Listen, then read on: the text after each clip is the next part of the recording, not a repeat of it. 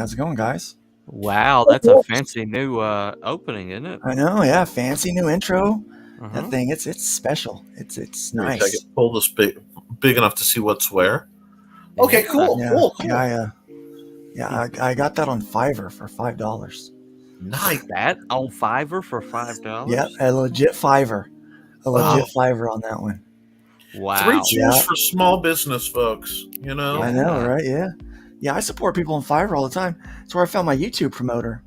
Huh. She's on Okay. Fiverr. Yeah, she was doing she had a lot of good reviews. Yeah. And she was the only one that didn't need a channel link. Right. Everybody else just wanted a channel link, and I'm like, well, that seems like bots to me. Yeah. She's the one that she asked to be an admin or whatever. I had to, kind of share the backstage stuff with her, and so she's working hard on my YouTube, bringing a lot of people over there to check it out. Cool. Not bad at all. What's your sub count? Well, we're up over 1,000 now. Yeah, Hey! You're over 1,000? Holy we're shit. over 1,000 now. He's got over 1,000 people. So, and if anyone is watching this and you're not chatting in the comments yet, Yeah, I go just ahead. want to shout out that Luke Stone is doing the art here, and Coop Telepathic Bunny and yours truly, Nick Tucker, are in the silent peanut gallery, just keeping things lively. Yeah. So if you do like this, you see this later, please like, share, subscribe. If there's a project you'd really like Luke to look into or maybe give you advice on art-wise, please hit that man up, because he's one of the most just open, supportive people in modern comics today. And don't be afraid to reach out, because the only way we'll get better as a community is if we help each other out. Sorry, didn't mean to interrupt, but And I like that. It's a nice commercial. I'll pay you later. Oh. We're gonna get you on the payroll. Well, darn, denied. I'll get you on the Come payroll on, too. man. I'll get you on the payroll too, man. Well, I can't say anything. I'm already on Coop's payroll for redacted. Oh, I'm Yeah, sorry. redacted. Redacted. But Yeah.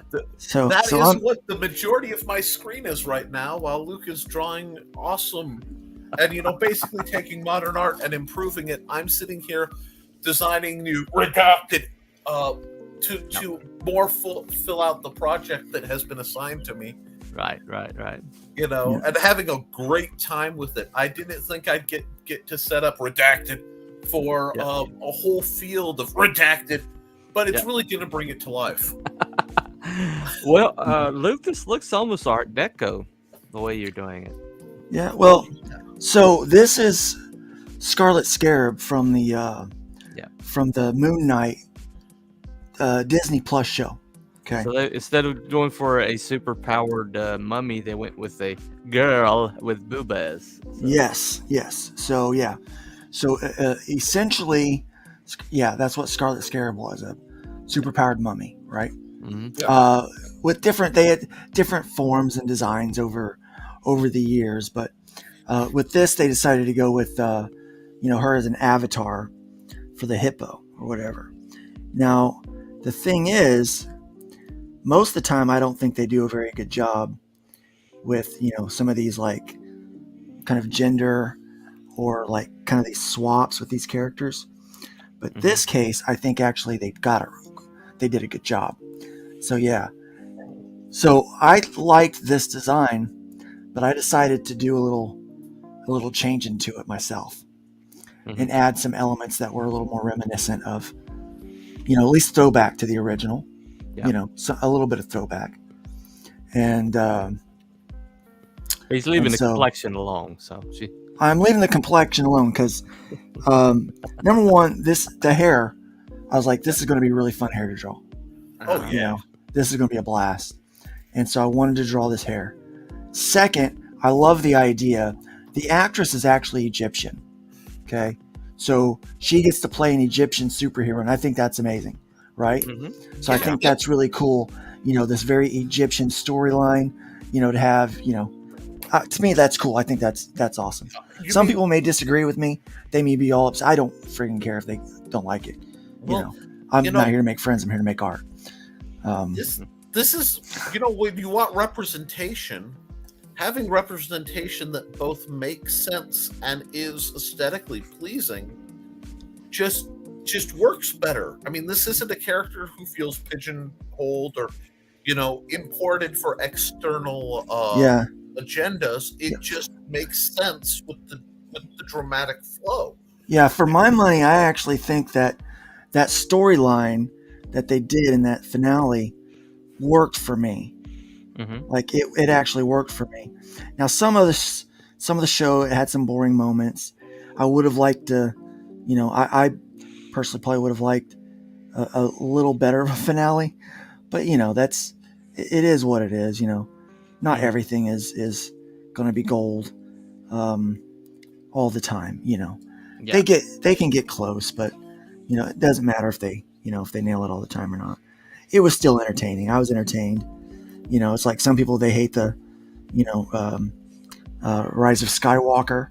I actually enjoy it, probably because of all the reasons people hate it.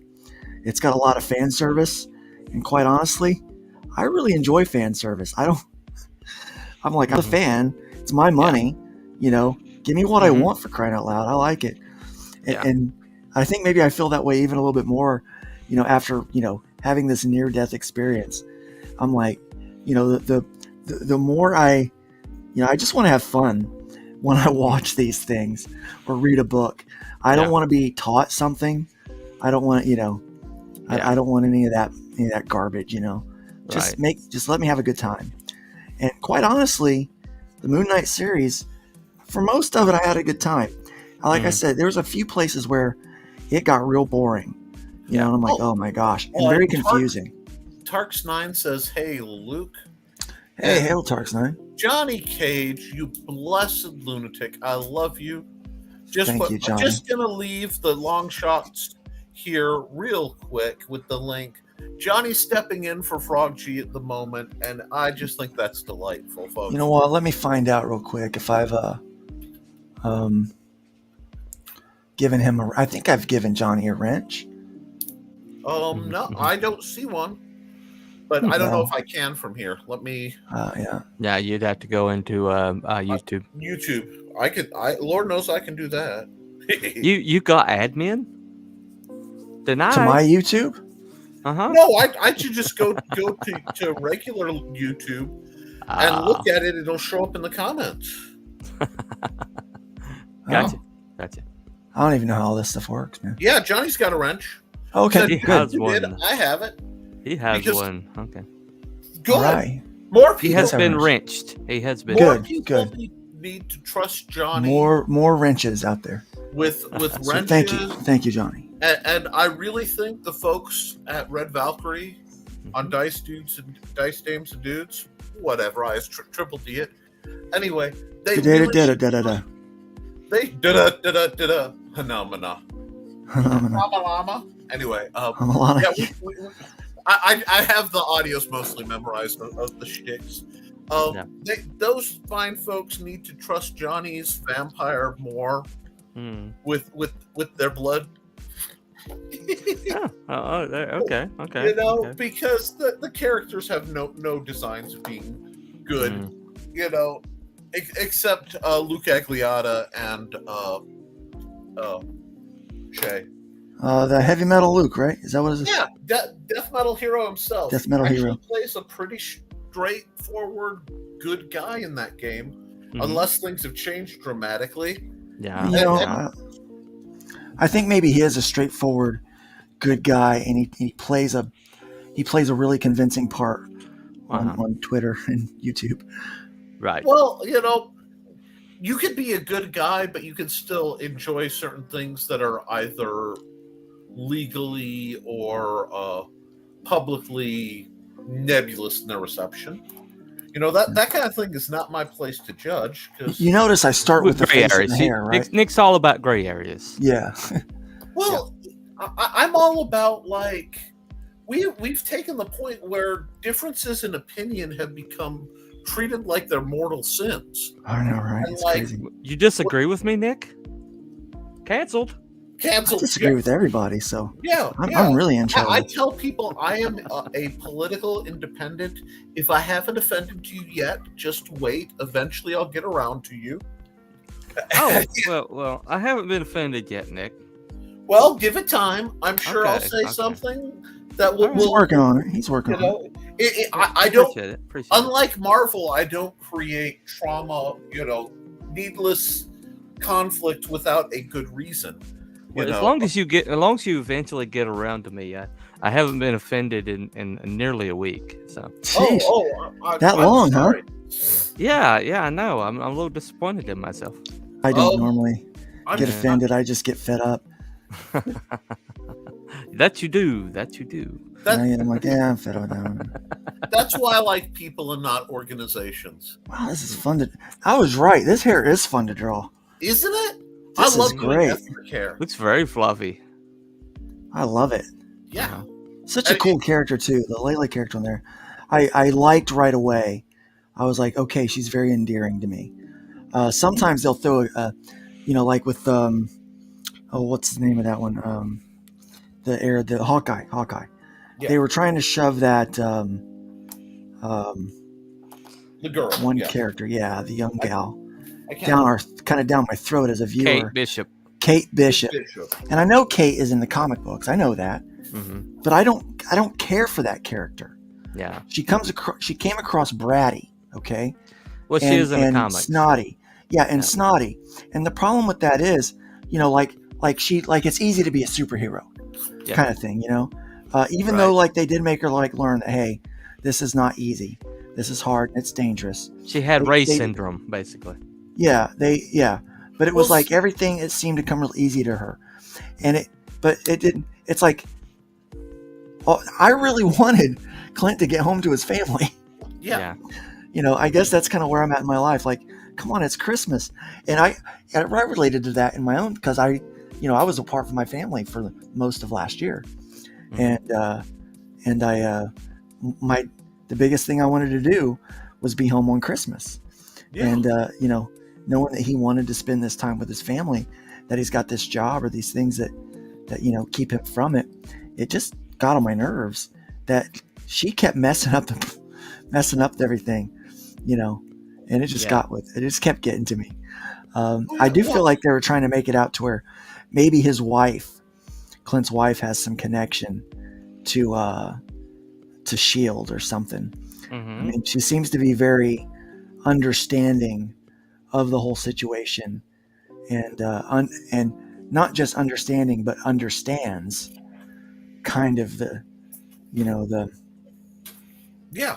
whole thing. So S.H.I.E.L.D. is one of those organizations that they got fingers everywhere.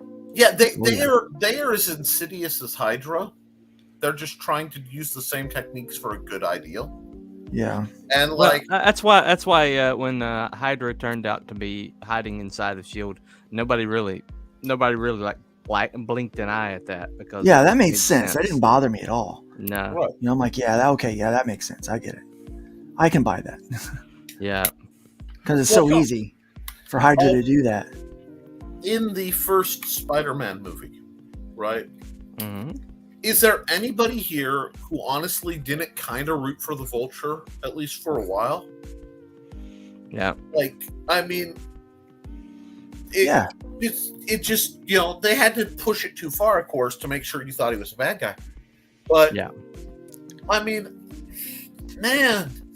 Well, I think a good bad guy has some relatability to him. Yeah. Well, see, and that's an interesting thing, because I think with the Vulture, they tipped the scale too far. Yeah. Yeah. And it really, he didn't even feel like an anti-hero. He just felt like somebody, like he should have had his own movie and been a good guy, is how it felt to me. Yeah. Sometimes they go way too far, because really, I still like my bad guys to be bad guys, Oh yeah. Yeah, give me a villain who is unapologetically villainous. Oh, by the way, Tarks9 said, same here, fed up, not much bother with mainstream comics, don't watch movies, just YouTube and sports. And I hope it's D Rhino. It's either D Rhino or Dr. Rhino. I think it's D Rhino. Hey, D Rhino says hey. And Hey, so we're glad to see you guys in the comments. Be sure to hit the like if you want to watch more of this. Luke is kind of doing this sort of thing, a bit experimental to get back into it. So if this is you guys' jam, you got to let him know so he can keep doing it. And I've been kind of bugging him to do things like this because it's really beneficial for people out there. I do have a Patreon. I don't even know if I have a banner listed for it yet. I don't have my Patreon on that, but I do have a tip jar. So if you like the kind of content that you see and you would like me to make more of it, definitely like and subscribe, especially on YouTube. YouTube is by far the best way for me to kind of monetize the stuff I do. But share it out to your friends, let them know about it. Those likes and subscribes help so much. You have no idea. And Tarks9 is hailing Johnny Cage on all frequencies. But, God, I'm such a dork. Anyway, in life... Dork! Yep. Sorry. Nerd. But, jeez, that's fun hair to draw. Isn't it? Makes me want to have hair like that. I tend to use... Well, you can. There's wigs out there. Yeah. I tend Cultural to use that appropriation, style right?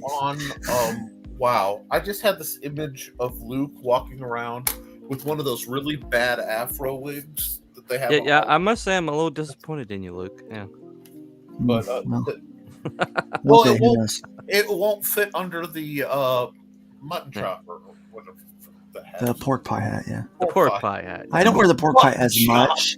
Yeah. I kind of keep the pork pie now mostly a nerd bacon thing. Oh, okay. Just because sometimes like right now, y'all can't see me, but I'm not wearing a hat. I'm wearing these big comfortable headphones. I want to let everybody watching this know that I am, as always, on brand, wearing a Hawaiian shirt. And if something should happen to it, I have another emergency Hawaiian shirt in reach.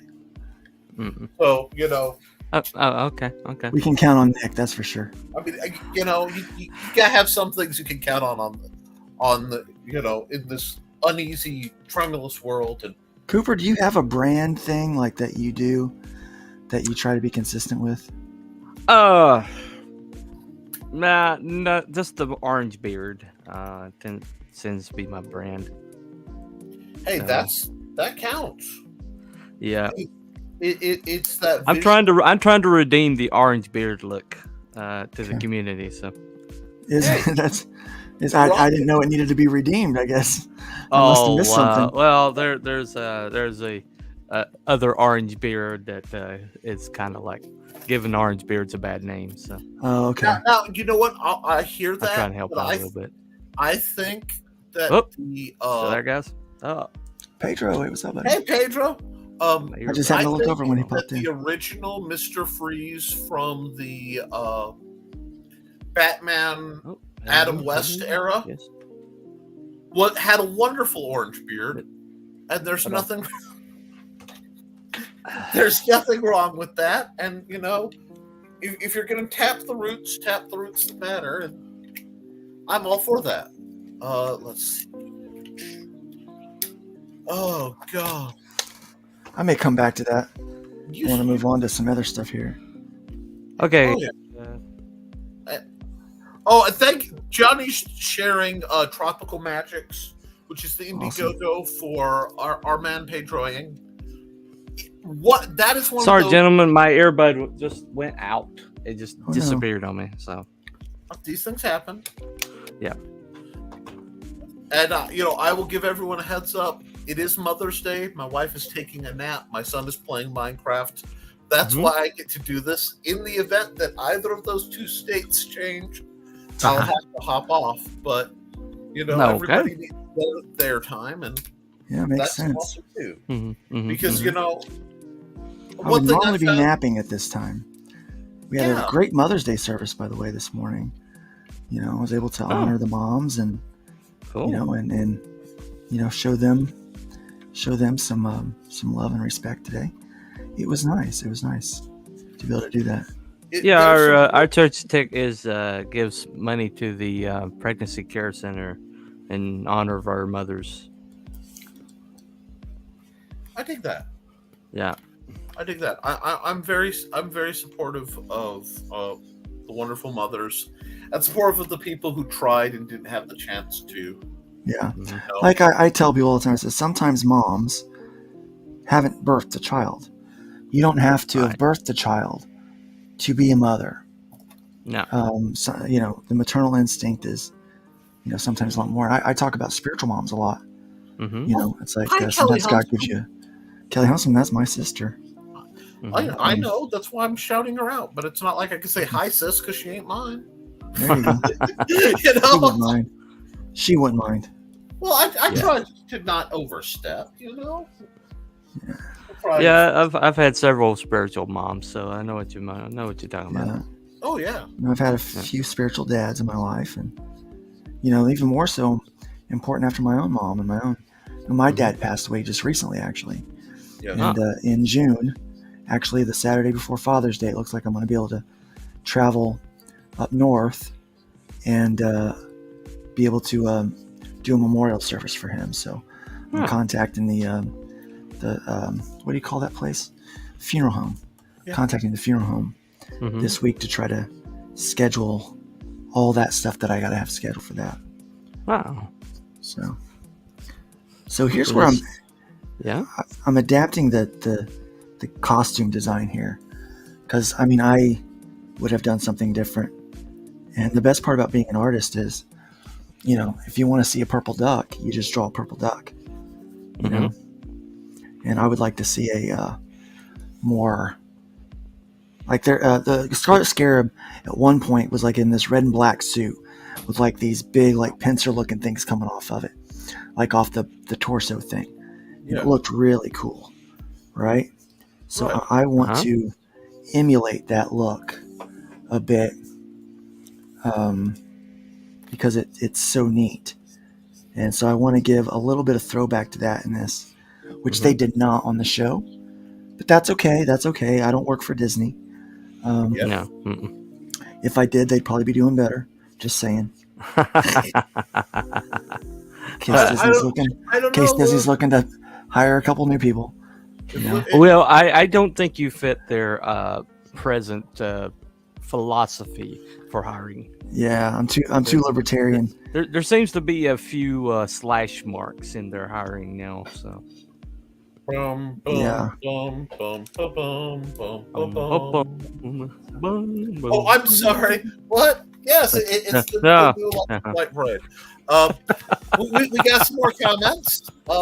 Eric Hawkins says it looks good. That's Eric Hawkins of the Zombie World. He just funded. Well, his campaign just closed, I think. And his stuff is amazing. Pedro says Mother's Day is December 8th in Panama, but having a worldly mother, I celebrate twice a year. I made her some nice chicken lunch and got her a new TV. Awesome on you, Pedro. That's what we want to hear. You're taking care of your mom. Johnny Cage, bless you, Johnny. Johnny says, I know what you mean. Nick is the internet's spiritual great uncle. Thank you, Johnny. Like, I really appreciate that. That actually makes me that's high praise. That is. It's high praise. Yeah, I want to feel this. Try to be up to that.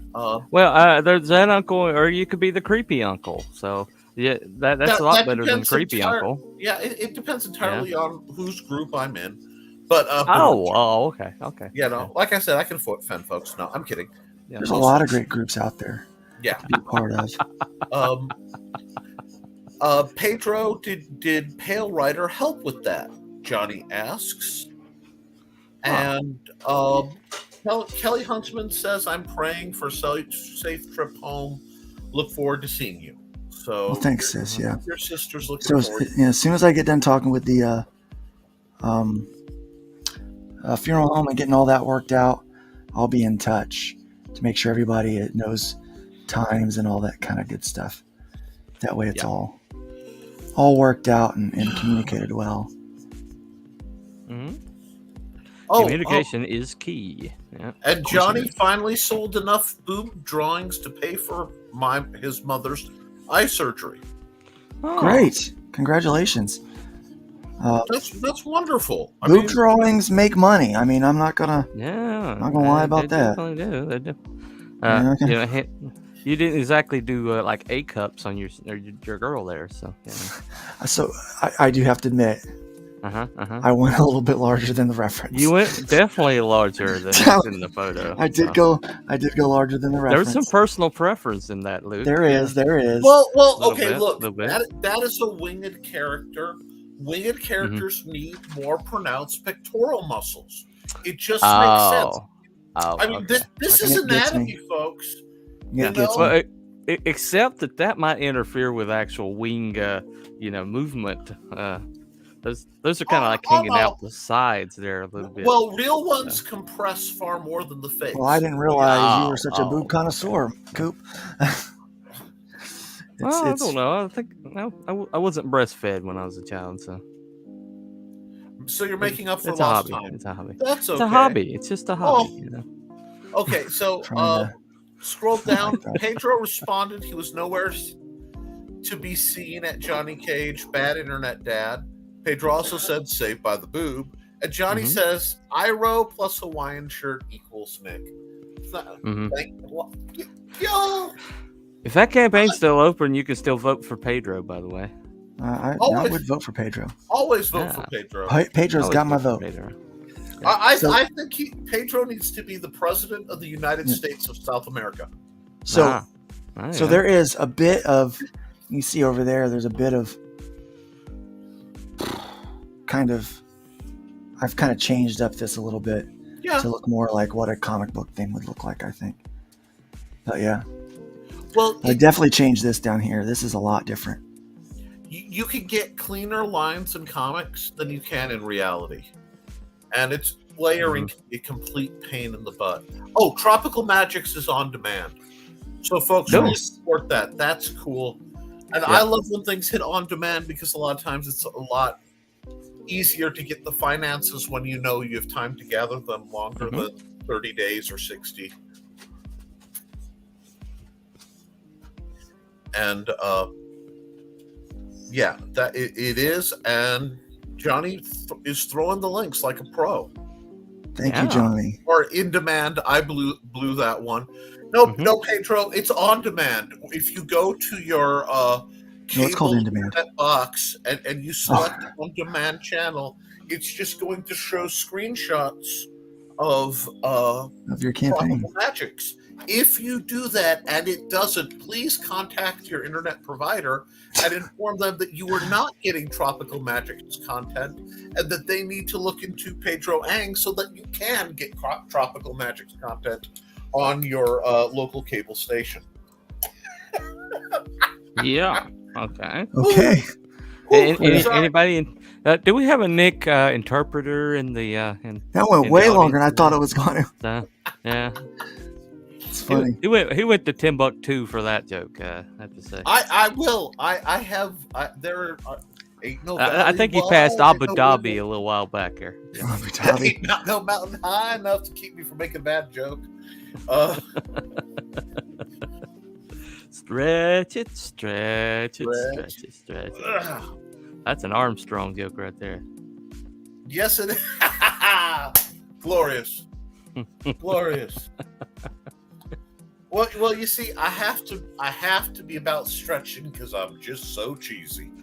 And if there's one thing that goes good with bacon, it's cheese in bacon. And what you don't know is you're secretly been handed the bacon cheeseburger. This is your afternoon bacon that you weren't expecting, but you desperately wanted. Well, you're a good guy, Nick. You're just a good guy, man. Just I'm a good guy. Yeah. Yeah, you're a good guy. Well, I'm all about helping Luke get that cheddar. Heyo.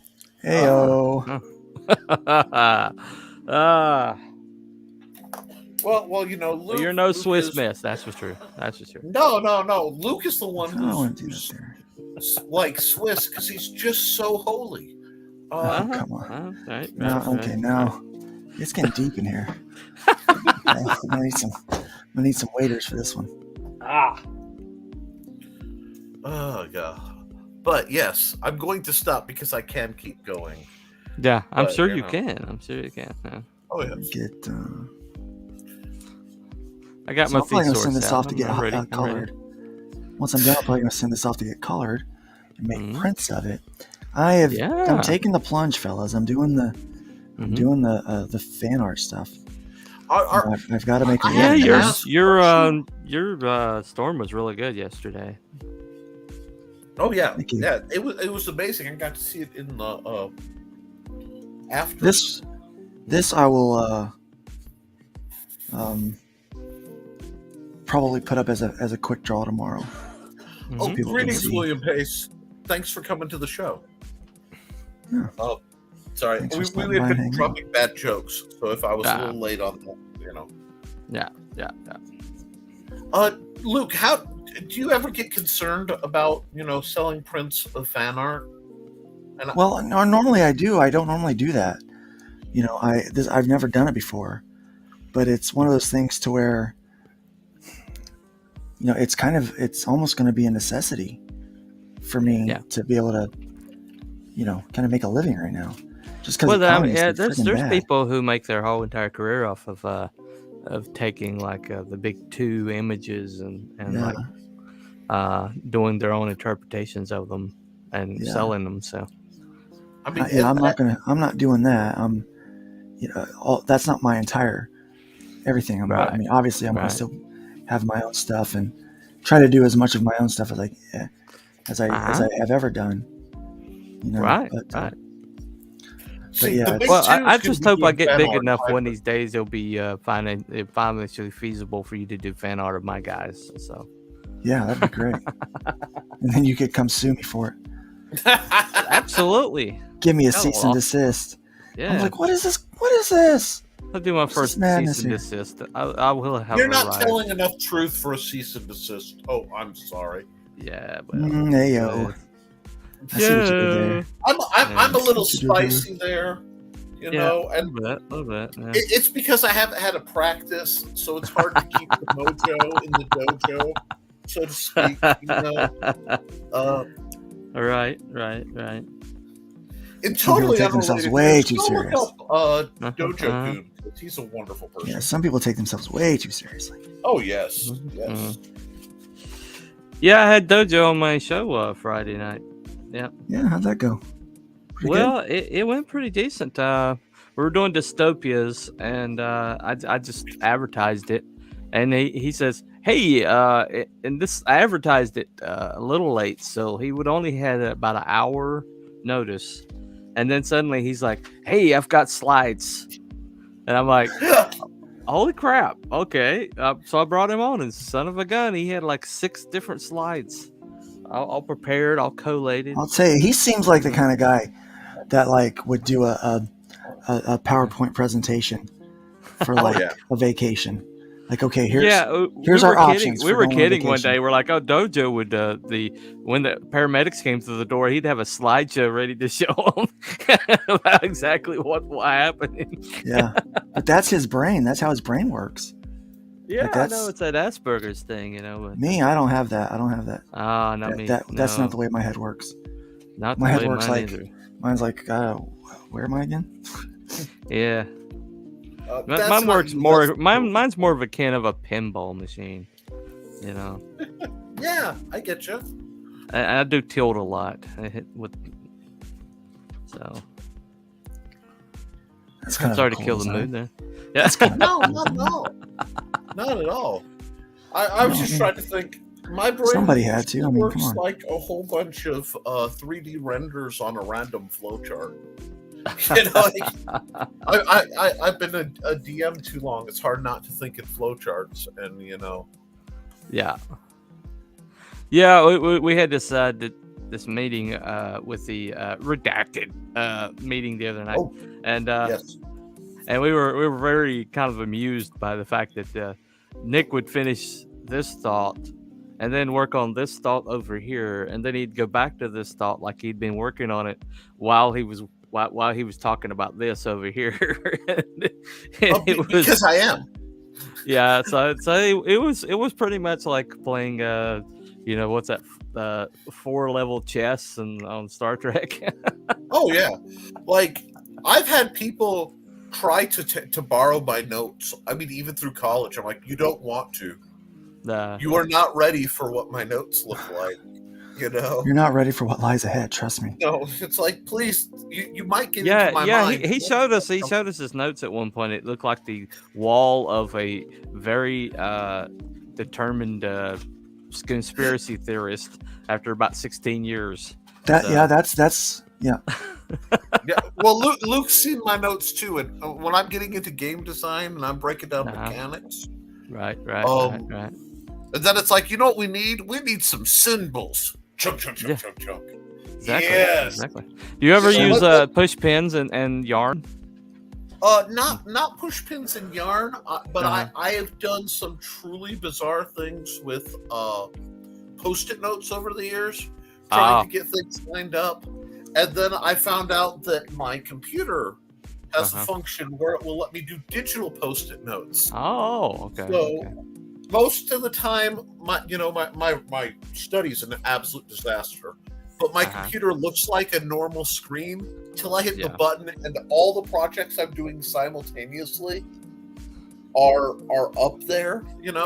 So I have probably 8 or 10 different works in progress going at any given point. Wow. So it looks like I'm getting nothing done, and then it'll go bam, bam, bam, bam, bam, and I'll spit out a bunch of stuff, and then, here's a contract. Pause all that, do all this, come back to that. I seriously have probably 8 books in various degrees of completion and 3 or 4 different games going at any given point. And I picked up another one I have to add to my pile because it seemed like a good idea, but I told myself, I'm going to complete the Redacted project, and then I'm going to take a hiatus from a lot of the other projects. Well, I can't wait to read Redacted. Well, it's going to be cool. I will say this, Redacted will have the opportunity to make your life as a creator better. And I think Cooper can tell him, you think this is Nick just shoveling BS. I am not shoveling BS. They handed me... Yeah, well, the other day we did a run through, and I wound up with a really good script idea. Just from the one run through, just playing around and kicking the tires. Next Saturday, speaking of script ideas, next Saturday, Piper and I are going to do a live stream for about an hour, maybe an hour and a half. Oh. We're going to do a live stream about how to arc out an entire story, like multi-issue over games and stuff like that. And one of the exercises I'm going to try to do is we're going to come up with the base idea for a story kind of on the spot. Okay. I would love to see you actually take that and make a series of it where you basically live show a short story from creation to formatting for comics to pencils, inks, coloring, and just like step by step by step. That would be so cool. Yeah, well, especially like a lot of people, they don't know, they get intimidated by, I don't want to say they don't know, but they get intimidated by the process. Yes. And, with anything, it's like, just like it is with anything, the process can get so overwhelming that you just choose to do nothing. Yeah, I was having an issue over the weekend. I was trying to write some things, and I just nothing would clarify. And this morning, I was kind of like, just write something, write anything. And so I wrote a pep talk for myself set in a city that I've created with a character I've created, and just to see where it would go, be kind of meta about it, right? And it's pretty interesting because I wound up with like a piece of advice that I'm still kind of like parsing through what's my subconscious trying to tell me. But it's a writer thing, Oh yeah. But if you got characters that are so good that you can carry on conversations with them, then you're doing your job right. It's funny because either that or you have a mental illness. I'm just saying. Well, That's all writers possible. have a mental illness. That's We- actually possible. Yeah. But you know what? Well- Sometimes mental illness can bring about some of the best art. Uh-huh. Oh yeah, I haven't cut my ears off yet, so we're good. yeah. Well, I mean, I tell people I have whole worlds actively running in my head. Mm-hmm. To the point where my longtime gamers who have been in at least one of those specific campaigns, they'll message me out of the blue to ask me what the weather is like in a specific city, and I can tell them. I don't know how I know this, but I can tell. Like, oh, it's raining there. Here's a forecast, and there's a heavy chance of a dragon flyby. What? How do you know that? Right. Heavy chance of a dragon flyby. You like know? that. Cloudy with a chance of meatballs. Just saying. Yep. Oh yeah, I'm all about meatballs. Well, the city that I was talking about came fully formed to me out of a dream I had years and years ago. This would be the early 2000s or something. Nope. Actually, early 1990s.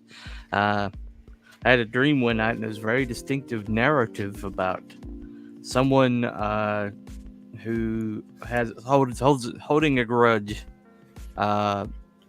gets an opportunity to, or is like forced to be the guardian angel of somebody the person that she hates, and it's like it was like fully formed. It just came to my head, but several things came to me in that one dream that are like permanent additions to my universe that I'm making now.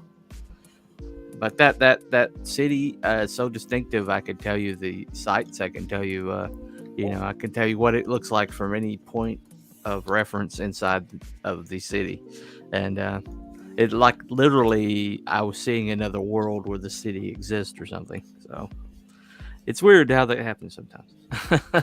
Oh yeah. Well, if you're doing good world building, you're going to be able to mentally walk around in the world. Yeah. You know, and I mean that's from just decades of being a DM, GM, whatever you want, a storyteller. Mm-hmm. That if you are homebrewing campaigns, you should be able to just mentally kind of beam in and just walk around in there. That's why I'm never bored. I mean, why? Like if I'm stuck at a DMV, I could just lean back, close my eyes, and walk around, in one of my campaign settings. Yeah. Gotcha. That's true. That's true. Well, the thing about creativity when it's at its purest, when it's at its like when right at the spigot, okay, when it's just coming out, it's hot and heavy, and it's just like coming out, gushing from somewhere, That's what she said. Yeah, that's Thank what you. she said. Right there, you go. Anyway, Sorry, but- guys. I'm like, come on, I can't. I say know. stuff I like that. set Expect me you to up. leave it for it. alone. I set you up there. I left your room. Anyway, but when you get to that point where I call it hooking the marlin. Okay, you went in to do some fishing, and you thought that you hooked a nice little idea, but then suddenly that idea starts dragging your boat around. Okay, and then you're like, oh man, and then you have to like land this thing, get it into your boat, and very, I mean, you've expressed this to writers. Writers understand what I'm talking about. People that have written something significant, but it sounds crazy, but it honestly feels like it's coming from somewhere else. It's like a geyser coming out of the ground, and you're just trying to cap the water. And if it's ever happened to you in your life, you're a very fortunate person. My problem is I end up with like having too many lines in the water I don't realize, and then they all hit fish. And I'm just running in circles. No, apparently I don't have the Nicholas Tucker channel doesn't have a wrench on Luke Stone Studios, so I'll fix that for you. it's not showing Make up. a comment on. Just make a comment. That way I can fix you. Oh, let me do just a comment.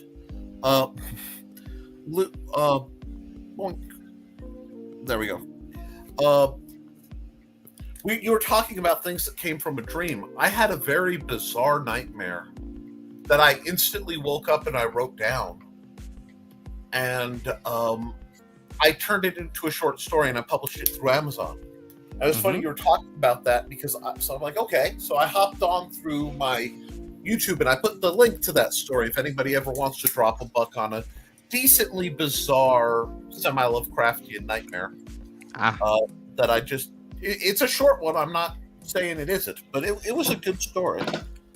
There you go. Well, some people think Lovecraft ate rye bread that had gone a little bit awry and gotten ergot poisoning, and that's why he had those vivid dreams that he did. Also, why he died young. But anyway, Back then, everybody died young. Come on. Well, that's true. That's true. It was easier to die young than it was to grow old. Well, true. Yeah, granted. It still is. People just don't It want still to. is. Yeah, trust Yeah, me. but I where know. do you come up with the Shuggoth and all the stuff he came up with? I mean, Oh, it's not He hard. It's saw an them. imagination. He's telling Yeah. you the truth. Don't you understand? yeah, well, Yeah. there's Rylith. There's a, Cthulhu is somewhere. Yeah, why not? Why not? Deep in Ryloth. No. Some people make a lot of money off of Cthulhu. Yeah. They do. Why in the world that the state let that go into public domain? I have no idea. They could really, but I guess there might not be people, ancestors, because he was like a kind of a hermit. So Well, he was a misanthrope. I mean, he really. One of his best literary friends, I believe, was Edgar Allan Poe. So that kind of gives you a class of who he was running with. And Pitch Wang says rye bread develops ergotine when it goes bad. It's a hallucinogen. it's a hallucinogen. Yep. Yep. A lot of people say it short by saying ergot, but yes, that's Mm-hmm. one of the likely causes of the Salem witch trials. Was a massive ergot breakout. Mm-hmm. Yeah. True. Hey, take care, Dr. Rhino Or or D Rhino, we haven't figured out, is heading off. So yeah, you have a good night. yeah. You see a lot of times in the past where there's like a lot of supernatural, people are like seeing supernatural things. Usually there is like some bad rye bread somewhere nearby. Well, yeah, very often it is in times where they've had a long winter and a wet spring kind of situation where they've had to hold on to stuff. I mean, you can cry. Then there's stuff that people just see and it gets weird, and that the space between the explained and the fantastical is a wonderful wiggle room for creators. And I just definitely really puts the enjoy money that. on the table. Yeah, the bank. Yeah, well, I mean, that's where you get Lovecraft. That's where you get Lumley. That's where you get Charles Stross lives in that wonderful place. Oh God, Lumley, is that the Necromancer series? Yes, yes, it is. Necroscope, gotcha. Right. Yeah, Necroscope. I had to tap my Wayback Files because it's been a long time since I've read that. But yeah, I read the trilogy. I haven't read much else beyond that. But yeah, that was very, very similar in that whole genre. Right. Yeah. He wrote vampires as a like a parasitic entity.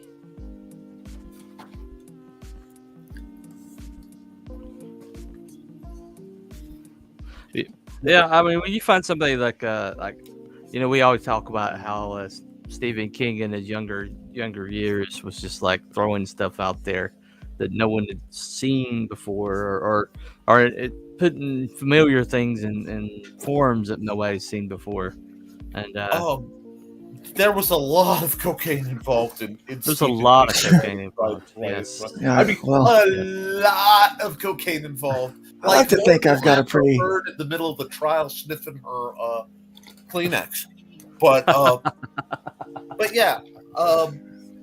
Then you said modern. She had the sniffles, Nick. She had the sniffles. Yeah. I've never inhaled as part of the sniffles. That's You know, Well, maybe she thought the snot that came out on the rag would need to go back in her nose or something. Maybe you're doing it wrong. I don't know. I don't know. That was really weird. I'm just saying. There's a lot of really weird things about that whole deal. Yeah. The cocaine and the tissue is the least of the weird things that we're doing no, but out it's there. fun. It's fun. What's almost fun quaint about at that this is point. isn't that the same courtroom where they did the Ghislaine, I say her name wrong. Ghislaine Maxwell. Well, I guess they couldn't bring cameras in or record. Well, I guess Johnny requested that it be live broadcast. Yeah. Mm-hmm. Because he didn't want any tomfoolery. Yeah. Mm-hmm. He wanted it to be very running out and interpreting things for the press, and they would run with it. So yeah, and I think it would have happened too. It would have. It definitely would have. There's no doubt in my mind it would have. I mean, that's why he felt like he had to sue her in the first place. It's because the press had just completely destroyed his career over allegations she made, vague allegations that she made that just pointed directly at him. Yeah. Allegations like that. Yeah. If you've ever had to deal with that sort of thing, I'll try to. They make you never want to be alone with anybody. It's weird. Oh yeah. You know, and so I can see that whole thing. Meanwhile, Luke's just knocking out master level art for our amusement. Yeah. We're just like messing around over here while he's doing something brilliant. well, that's Luke. You guys don't know how much time I've had the privilege of just BSing with Luke late at night for my meds and stuff, while he was working on the new stuff coming out in hybrids. Right, and I really hope everybody supported not just the long shots, but the complete killing fields. This is y'all. If you have it, you're sleeping on it, and you're gonna feel bad because you're missing some of the best, most innovative writing in comics. The first time I ever had a conversation with Luke, he was like drawing while we were talking, and then later on, I got one of the hybrids, and I was like, "That's where that panel came from." Oh yeah, and he was like way further down the road. When like that book didn't come out for like almost a year or two from our first conversation. So he's definitely planning in advance here, How about hard worker? I know where I'm going with it. Yeah, you certainly do. And that's something I wish more modern comics would do. Because I'm very, when you think about it, it's like, I love this arc, and you think about the stories that moved you. They were clear arcs. You could Claremont planned things decades in advance. Right. And then what that means is you can look back and go, oh, that was hinting to that. Oh, that was hinting to that. And it feels natural because even but Nick, research is hard, Nick. It's hard. Cry me a river. Do a good job. Well, you have to be fair, some of these writers don't know if they're going to have a job next month.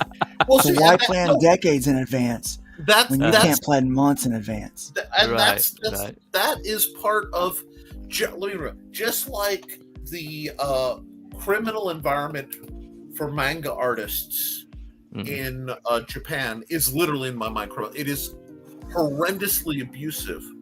In America, we have very similar mistreatment.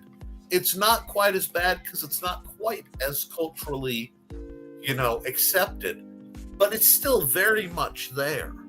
And I think the like when you hear about what DC got rid of all their offices for their artists and writers, they have shared hot desks essentially, where you log in like you're in high school. Yeah, pretty much.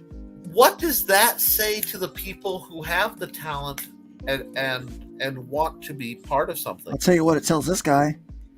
Oh, stay indie. Yeah. Stay indie. Aardvark says, hail chat, hail Luke, hail C. Hello. So he's just a storm of hails. He's just hailing everybody. He's definitely a hailstorm. Yeah. Hailstorm. there's a cab out front of his house. He didn't even mean it. He just hailed too much. Just You know, hailed too much. I like that. The Enterprise is now docking in his garage because he hailed them.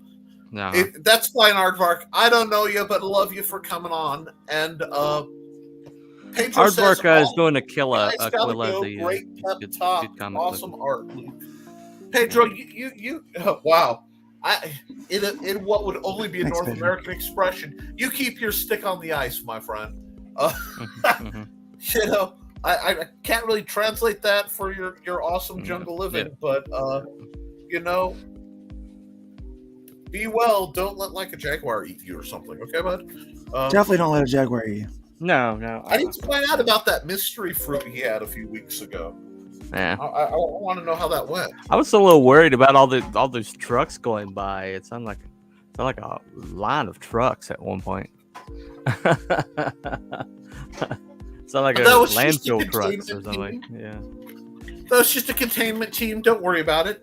If you don't know what it is, nothing wrong happened. You're fine. Exactly. That's true. But he does live in Colombia, right? I will neither confirm nor deny that.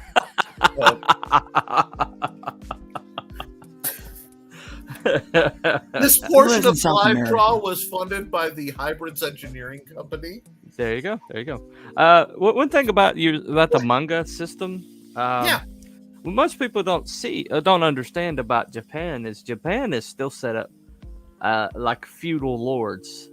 It's still set up like the old shogun system.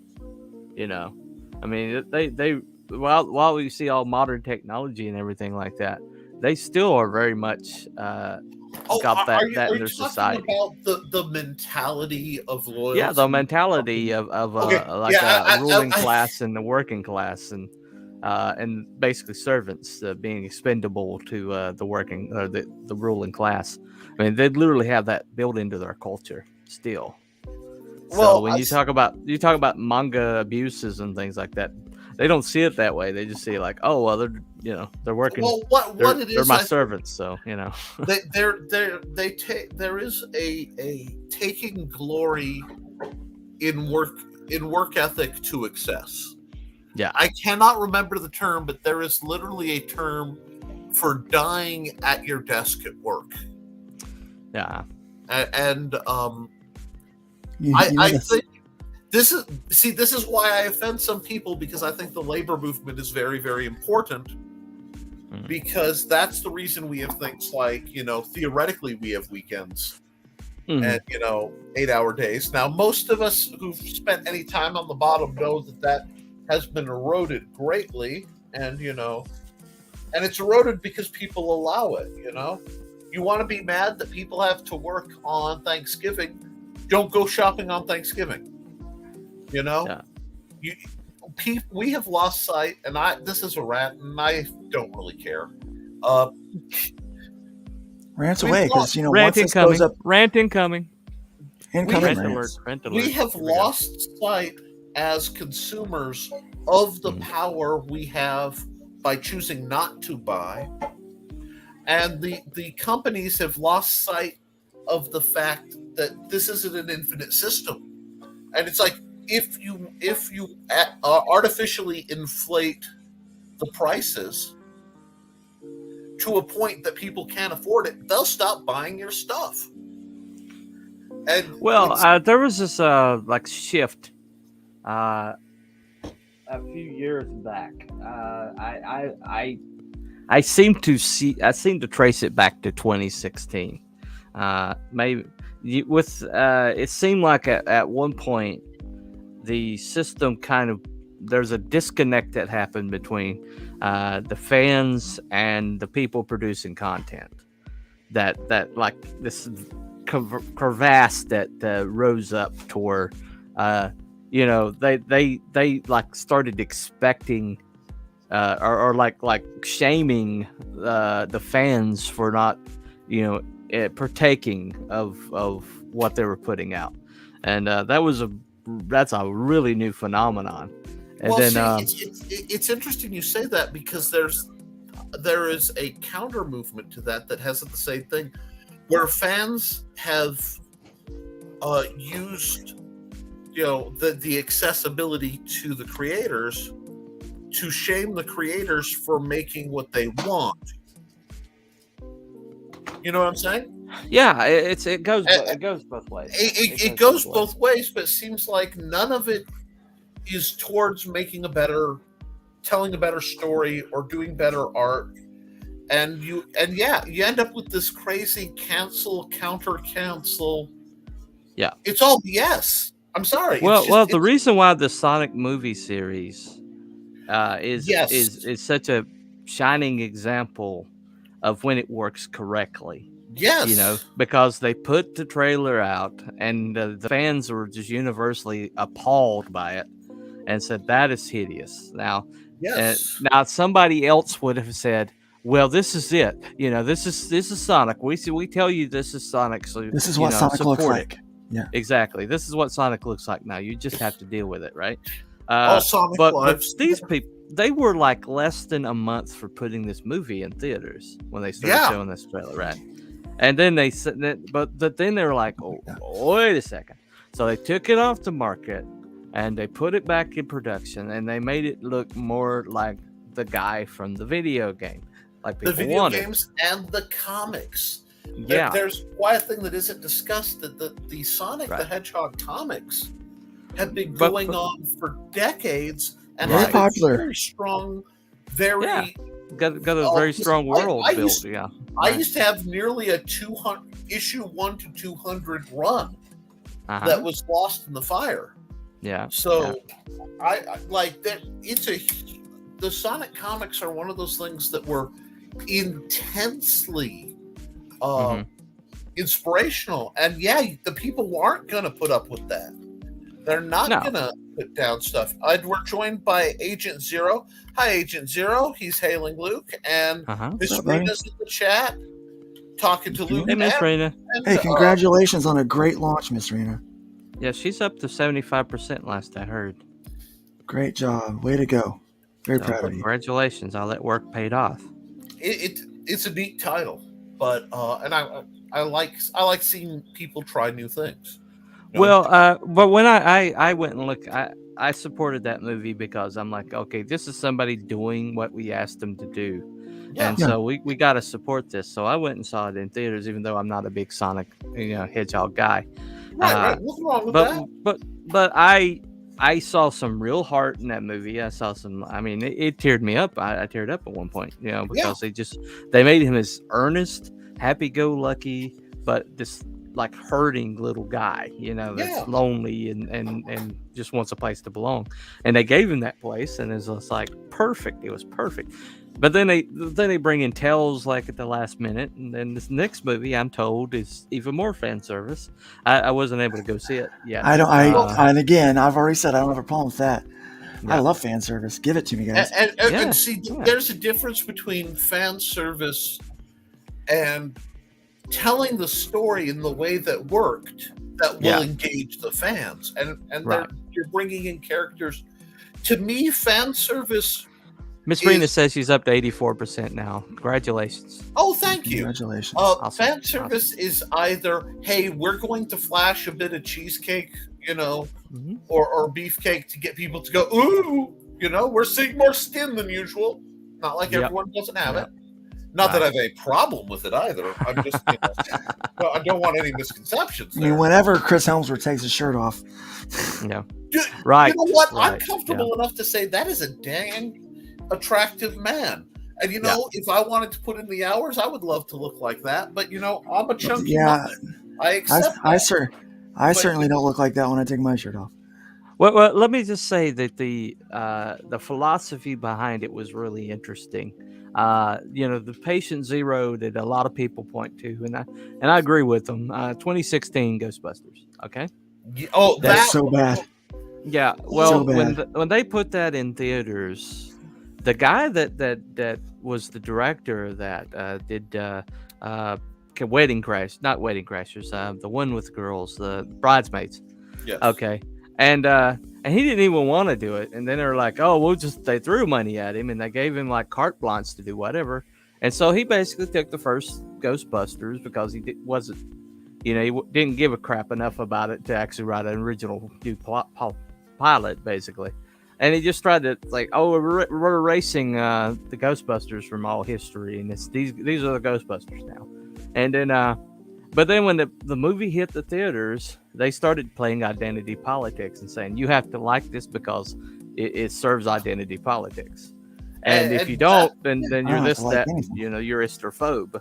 And that was the first time I really saw them use the identity politics to try to force people to go see their movies, to shame people to go see the movie, and because you can tell that that's what they were relying on, because nobody is ever going to look at that movie and think they had any kind of concern for the source material or any kind of love for the source material or even cared about what they were doing. He didn't. He just basically said, "Okay, we're going to improvise every single scene. Just okay, boom, be funny, be funny in the scene, and this is what you're supposed to be doing." And you could tell it was just like that. That's the way that he shot the film, and it comes across as crass and lifeless and just frankly cynical as all hell. And but then you see Ghostbusters Afterlife. Mm-hmm. What did they do? They went back to the source material. They took elements that people love. They said, okay, people love this for a reason. We're going to put this in here. His son, directed the movie, and he cared about the product. He cared about the project, and he cared about the legacy, basically. And it's in every frame. I saw it from the trailer. The first trailer, I was like, yeah. You at least get what worked. Right. I don't want to cut you off, and it but we really worked. Backlog on comments, and I want to get them out because Miss Rena said, "Thank you. I'm up to 84%." Agent Zero said, "I love Sonic 2. That it has a lot of references I had to explain to my son, but he got them. Haha." Jim Carrey is a riot. Let Jim Carrey do things like that. He's great at it. Miss Rena says, sorry about leaving the GC group like that. I was having an anxiety-ridden meltdown because I didn't think I was ready to launch it at the time. I don't know we what understood. That's that's the Genesis crew. We understood. I do want to say I admire people who, if they make a mistake, apologize publicly. That, like I said, I don't know the scenario. I don't know what's going on. And really, it's none of my business. But I will say that I do respect when somebody says, I screwed up. Mm-hmm. And they, and as long as you're doing something about any mistake you make, I can at least respect that, like I said, I don't know the background. I may be just chewing on my foot by, a knee-jerk response. But I think it's so much better to hear somebody who's made a mistake. Well, what I see is a lot of people will make a mistake publicly and they'll apologize privately. Well, we totally understood, and we rooted for her when she launched last night. So it's good. It's all good. And the Ninja Genko says, and hi to Ninja, you're awesome. Short spear, that's insane. Mm-hmm. I'm not sure how you jump to short spear. I do promise that I will finish, and part of once I'm done with the redacted project, I will be focusing on finishing up the simple spear, which is the next book I'm publishing. But your weapon, yes. Mm-hmm. I do love short spears. Mm-hmm. And Reno's talking to Telepathic Bunny about getting into the group. At that point, you might want to take it to DMs. Yeah. But yeah. But yeah, the weapon is great. Send me a DM. We'll talk about it, Miss Rena. I'm on the show right now. Balance, yeah. Weapon balance is interesting, and especially with a short spear. I didn't get to see this series actually, but I do find interesting things happen when you're handling weapons in comics, and I really encourage, if you're going to do comic books about sword fighting, or you're going to include that element, Look up real sword fighters, guys.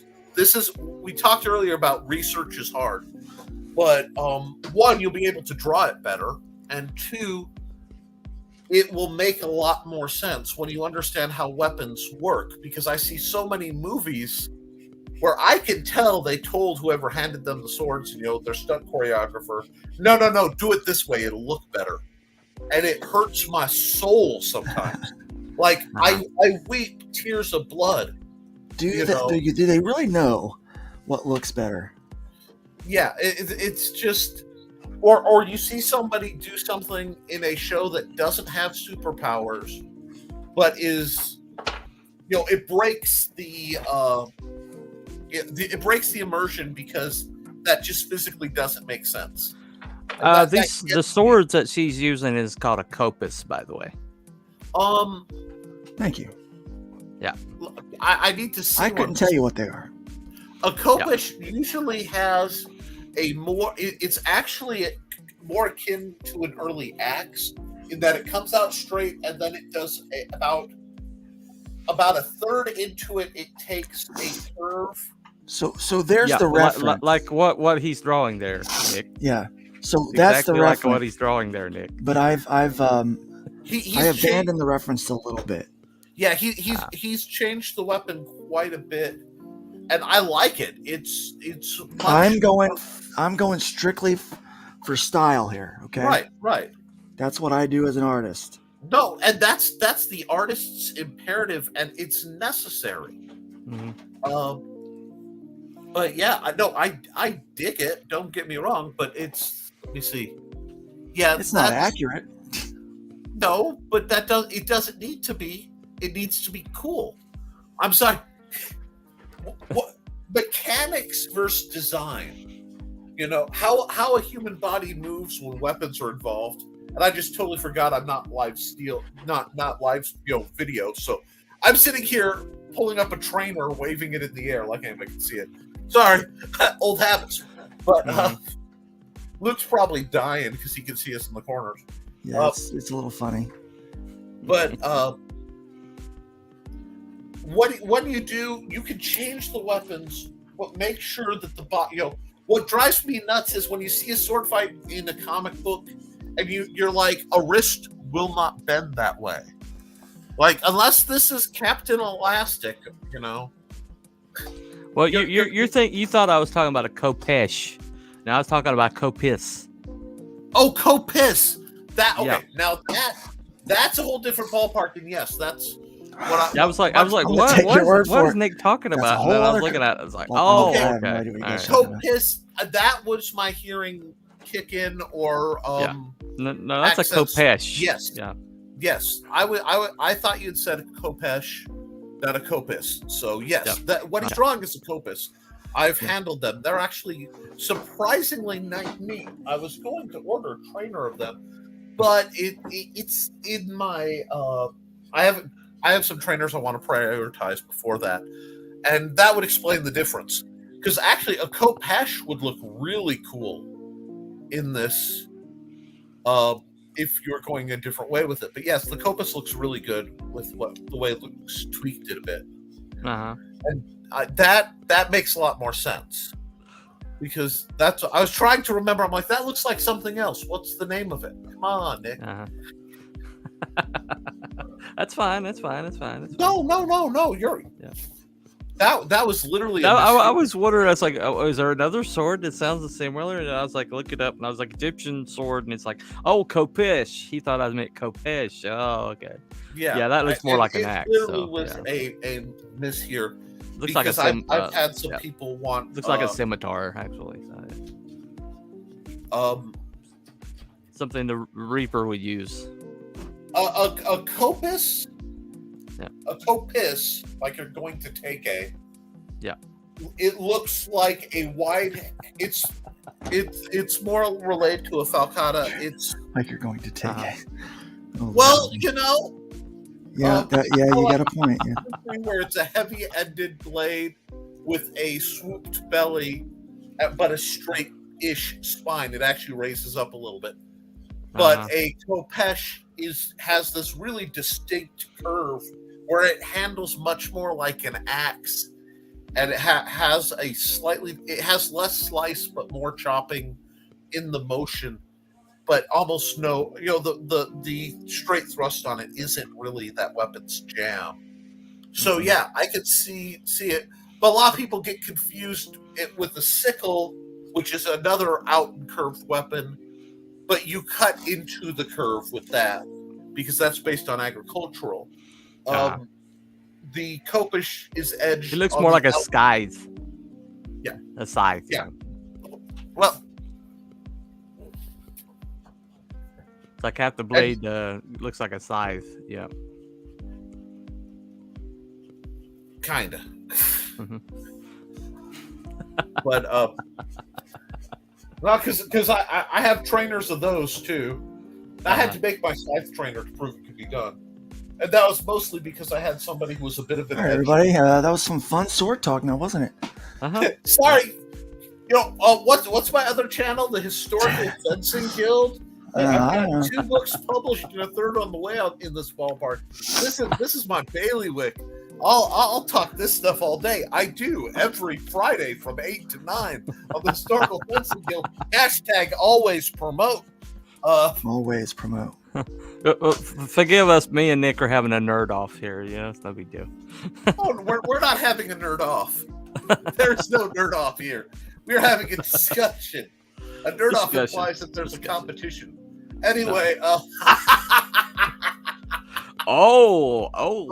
Shots he's saying he's out nerding you, is what he's saying. That's what I'm hearing. Oh well, that is totally fine. You're fine. Totally okay. You're fine. You did specifically request that I offend you at some point. Yeah. And I said I'd get around, and I remembered that request was floating Mission in the air. accomplished. Yeah, it was. It was. Insulting my intelligence is a real good way of doing that. It really is. It's like my one Achilles heel. And I hope you found it. That. I'm really impressed with you, man. I do hope you understand I'm kidding with you, because I know you are. I know you are. This is me being incredibly tongue in cheek, but well,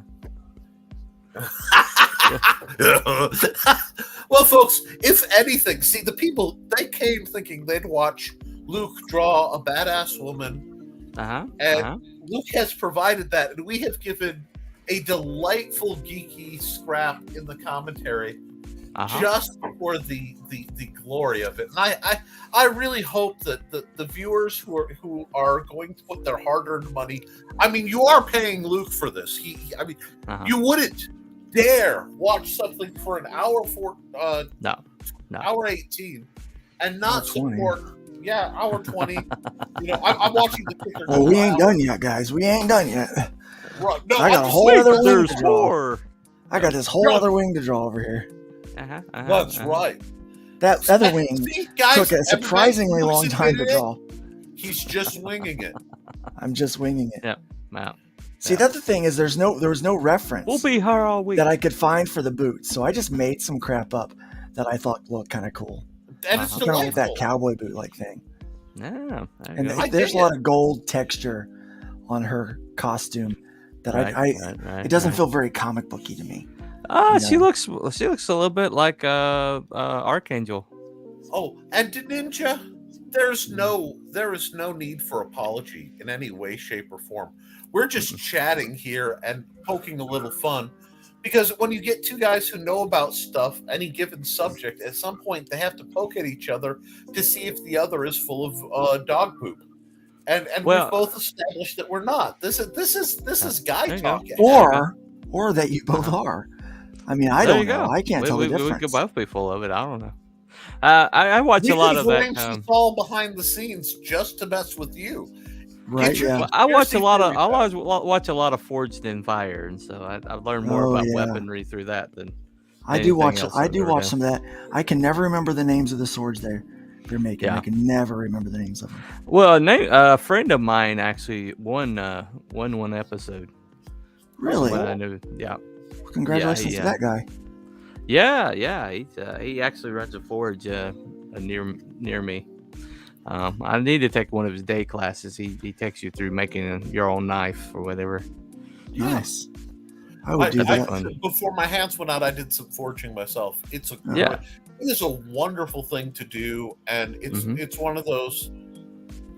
We have so much disconnect when we do things through the internet. To be able to take real matter and make something out of it using your own skill and bodies, it's just one of those things that we are losing in modernity, and I think it's important. So yeah, absolutely. This is going to make a great metal print. Oh, that would make a great metal print. Stephen Burleson says, I know Stephen. Brad. What's up, Stephen? It's been ages since I've talked to you, man. The Ninja he thinks the rapture is going to happen this year. So. Who does? And Stephen Burleson asks, rapture this year? No, probably not. Well, see, the problem with Luke and his hybrids names, my first thought as soon as I saw that was Rapture. That is a great name for a hybrid. It is. My gosh, that's a great name for a hybrid. Stealing it. I know. Yoink! Yoink! Well, Stephen, to answer your question, we are told that the rapture is going to occur when nobody is watching, and right now everybody thinks the rapture is going to happen. Which is a good reason to think the rapture is not going to happen. Which is why I don't think it is going to happen. Because we're all looking for it. We're all expecting that eastern sky to split any minute now, you know? So come on. Things going on or we're all hoping for it anyway. Well, we're kind of hoping for it, yeah. If you're a premillennial eschatologist, you definitely... I'm an all-millennial eschatologist. All-millennial? Middle? All-millennial eschatologist. I gotcha. So, no, rapture's not next year. Rapture doesn't exist. No, probably not. All-millennial. Rapture doesn't exist. Huh? Rapture doesn't exist. It doesn't exist. There's no reference to rapture in Scripture at all. Completely falsified. Okay. The word doesn't exist. Okay. The reference doesn't exist. If you listen to the words of Jesus himself, when he talks about the end times, he talks about all of this. He says, then at the end of the age, then everyone will be gathered up. So when he talks about the tribulation and the great tribulation, there's no rapture. There's no gathering up during that time. When Jesus says it himself in Matthew, doesn't talk about it at all. Right. And I mean, how would Jesus miss the rapture? Yeah, right? Exactly. How would he forget to mention that? Yeah, he probably would have. Yeah.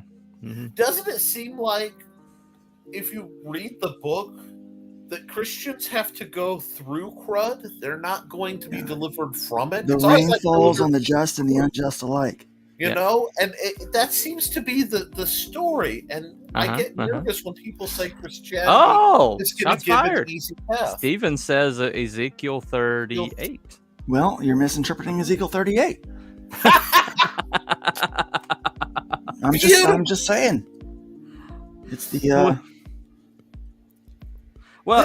I think I'm not a premillennial guy because I read a book one time. Several books where they trace the premillennial point of view all the way back to a service where a woman had a speaking in tongues moment. Yes. So that's absolutely correct. Yeah. It's only about 400 years between 300 and 400 years ago is that theology is that old. And here's the thing: a lot of preachers have jumped on that teaching because it gets people fearful. Yeah.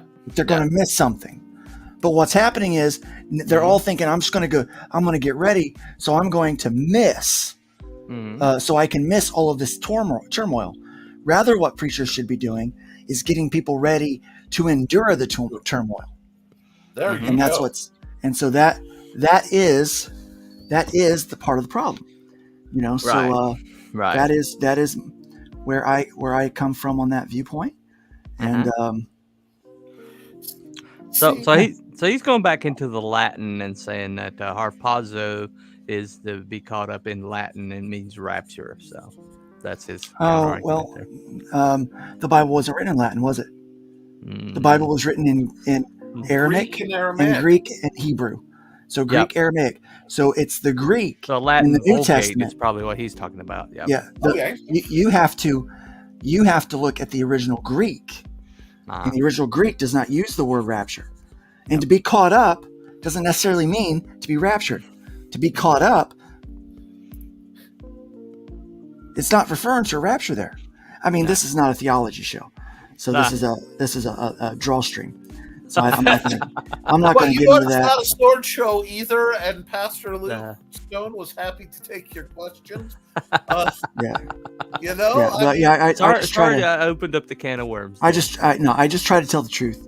I try to tell the I truth. know. The disciples actually taught an all-millennial view.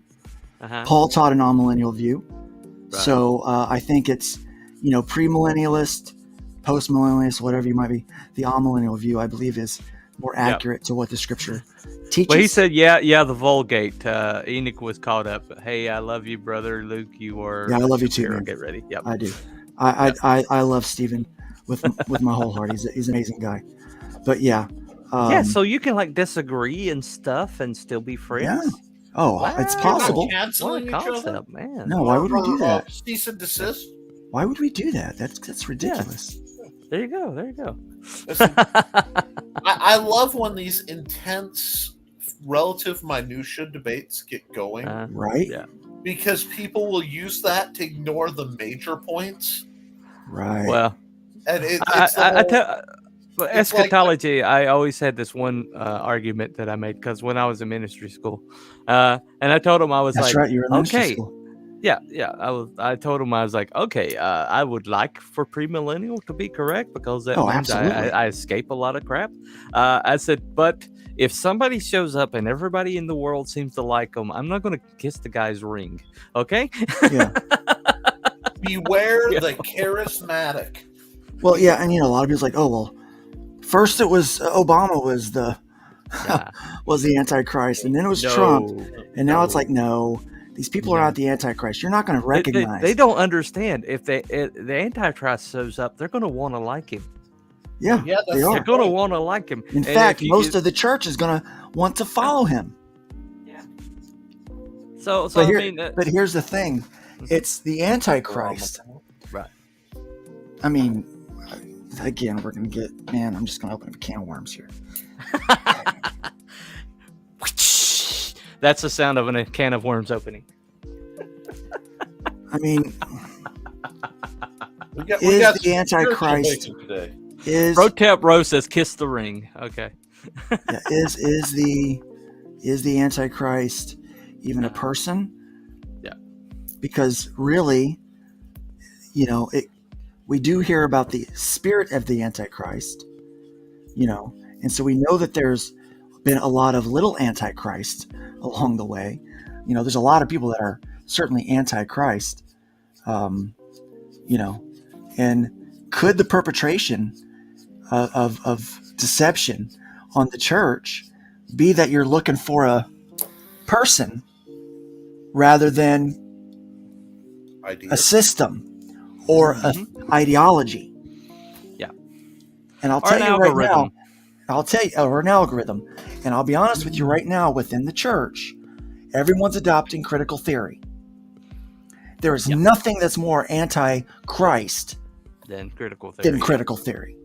Yeah. So I'm just saying. But Right. again, I'd Well- have to argue that prosperity gospel is probably a little. It's That more one than a scares little. me. That one It's more scares it's than me. pretty bad. I'm trying not. Prosperity gospel's pretty bad, yeah. Yeah. That one scares me more because of how. No, easy no. it is. Actually, it's because it's so easy to refute. Yeah. It's so easy to refute. But critical theory is so culturally accepted that the church feels like they have to adopt it. And we've seen the Southern Baptist Church adopt it. I think my denomination is starting to adopt something that feels a little too much like critical theory. And it worries me because it permeates, because we start to focus in on social justice rather than biblical justice. It is a problem, my friend. It is a real problem, I think. Well, any system that doesn't have room for forgiveness. Exactly. And that's the problem with critical theory. There is no room for grace. There is no room for forgiveness in it. And that's what I mean by it is in its ideology, it is anti-Christ, because Christ is all about redemption and forgiveness. And Christ was not a racist. Nope, he was not a racist. He was not a nice racist. little Jewish boy. Well, when you look at the Samaritan woman, Samaritans were considered another race, and they were Yep. despised by the Jewish people. And Yep. not only did he go with another, talk to a person of another race, but he talked to the most despised person of another race. So, An adulterous so he woman. also proved that he didn't mind sinners. So, Well, and here's the other thing: his when he came back. So in the court of law back then, a woman wasn't allowed to testify. A Right. woman's testimony did not count; it had to be a Yep. man. But who was the first person that he appeared to after the resurrection? Yeah. Oh, yeah. A woman, right? Right. Mary of Magdalene. Right. Yeah. Yeah. He, so what does that say about how God feels about women? You know? Exactly. Yeah, Christianity is like the most pro-woman religion that's ever been on the face of the It planet. is, yeah. Now, Even there are- more than Judaism. Yeah, there are organizations within the Christian church that deny this. They deny Really? this. Ma. And I'll but that's a man-made structure. Keep in mind, denominations are a man-made structure. So you do have to be careful about certain denominations. And chapter and verse breakdowns too. Yeah. That's one that gets me, is so many people will pull out chapter and verse as a shortcut with completely taking them out of context because it's convenient. Well, all I preach is chapter and verse breakdown now. Post-COVID, that's all I'll preach. I don't preach topical. I preach chapter and verse breakdown. No. Don't let me explain. When I say that, I'm not saying I think the only way personally to go through the Bible and preach it and to do it is to talk about the Bible. That's why it was written. That's why we have it. And you have to keep it organized chapter and verse for people to track. But what I'm saying when I say that is the things that are said in the verse before and the things that are said in the verse after. You're talking about contextual Bible interpretation. Contextual stuff. Yeah. Because a lot of people will pull out of the Old Testament and the rules set down by the Old Testament as a means of judging others, missing the point that Christ came in with a new set of rules. Yeah. And that's where I'll pull up my layman's pulpit here and say, it seemed to me the point of him saying this is how it's going to be is because the old way didn't work. And it's, I find it sounds funny, but I find it offensive morally when people use the Old Testament to do something that's non-loving to someone. Yeah. Well, I will say this. Yeah, I agree with you very much. Paul clarifies it very well when he says, look, Christ did not come to abolish the law, but to fulfill it. Yes. Right? Yeah. He did not abolish Old Testament covenant. He fulfilled Old Testament covenant. It's fulfilled through him. He was the author. He is the one that wrote it and established the covenant. So only he is the one that can fulfill it. Yes. And by coming and dying for our sins, he did so, then establishing an addendum to the covenant, which is his blood. Okay? And so he gets to set the terms of the new covenant, which he does through the gospel. Yes. And that is, I mean, believe it or not, we've picked up listeners. Yeah. Wow. While I've been talking about this. Well, it's almost like it's an important conversation to have. And it's important to have it in a we're not judging people. We're not coming out here saying, you're wrong because of this, or you're right because of this. We're saying, you have to understand, my background is hyper conservatism, Calvinist, tulip Calvinist. Okay. Yeah. And, I'm Wesleyan holiness, which is like Arminian. Arminian. I was raised TV Catholic. So this is a really interesting panel to have discussing this stuff. I was raised TV Catholic and I married a Baptist. My world, So I have decided that I don't like how I did the shading over here. I'm gonna undo it. Undo it. All right. Because I did something on the other side I like better. Okay. Well, okay. That's Get on the with your glory bad self, of the man. undo button. That's Yeah. that's what My makes eraser. digital art great, folks. I Uh-huh. will say this: I am still much more comfortable doing line art when I draw Uh-huh. old school. But danged if I don't occasionally find myself wishing I had that undo button on a piece of paper. Yeah. You Right. know, or like I caught myself, and I actually told Luke this. I was Mhm. drawing in a notebook. I reached over and I did the pinch zoom. Ah. Yeah. Because I'm so used to working on a tablet. And Right. you start bust out laughing because oops, So Yeah. it's Yeah. isn't it interesting how delightful all that is? Right. I love Right. it. I see somebody said, "What denomination?" Yeah, how do you know which denomination Oops. is Uh-huh. the anchor point? Well, Uh-huh. no denomination is the anchor point. The Bible is the anchor point. Yeah.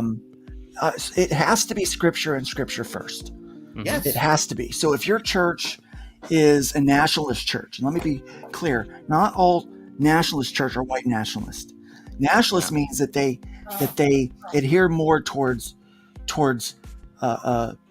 governmental policy than by biblical policy.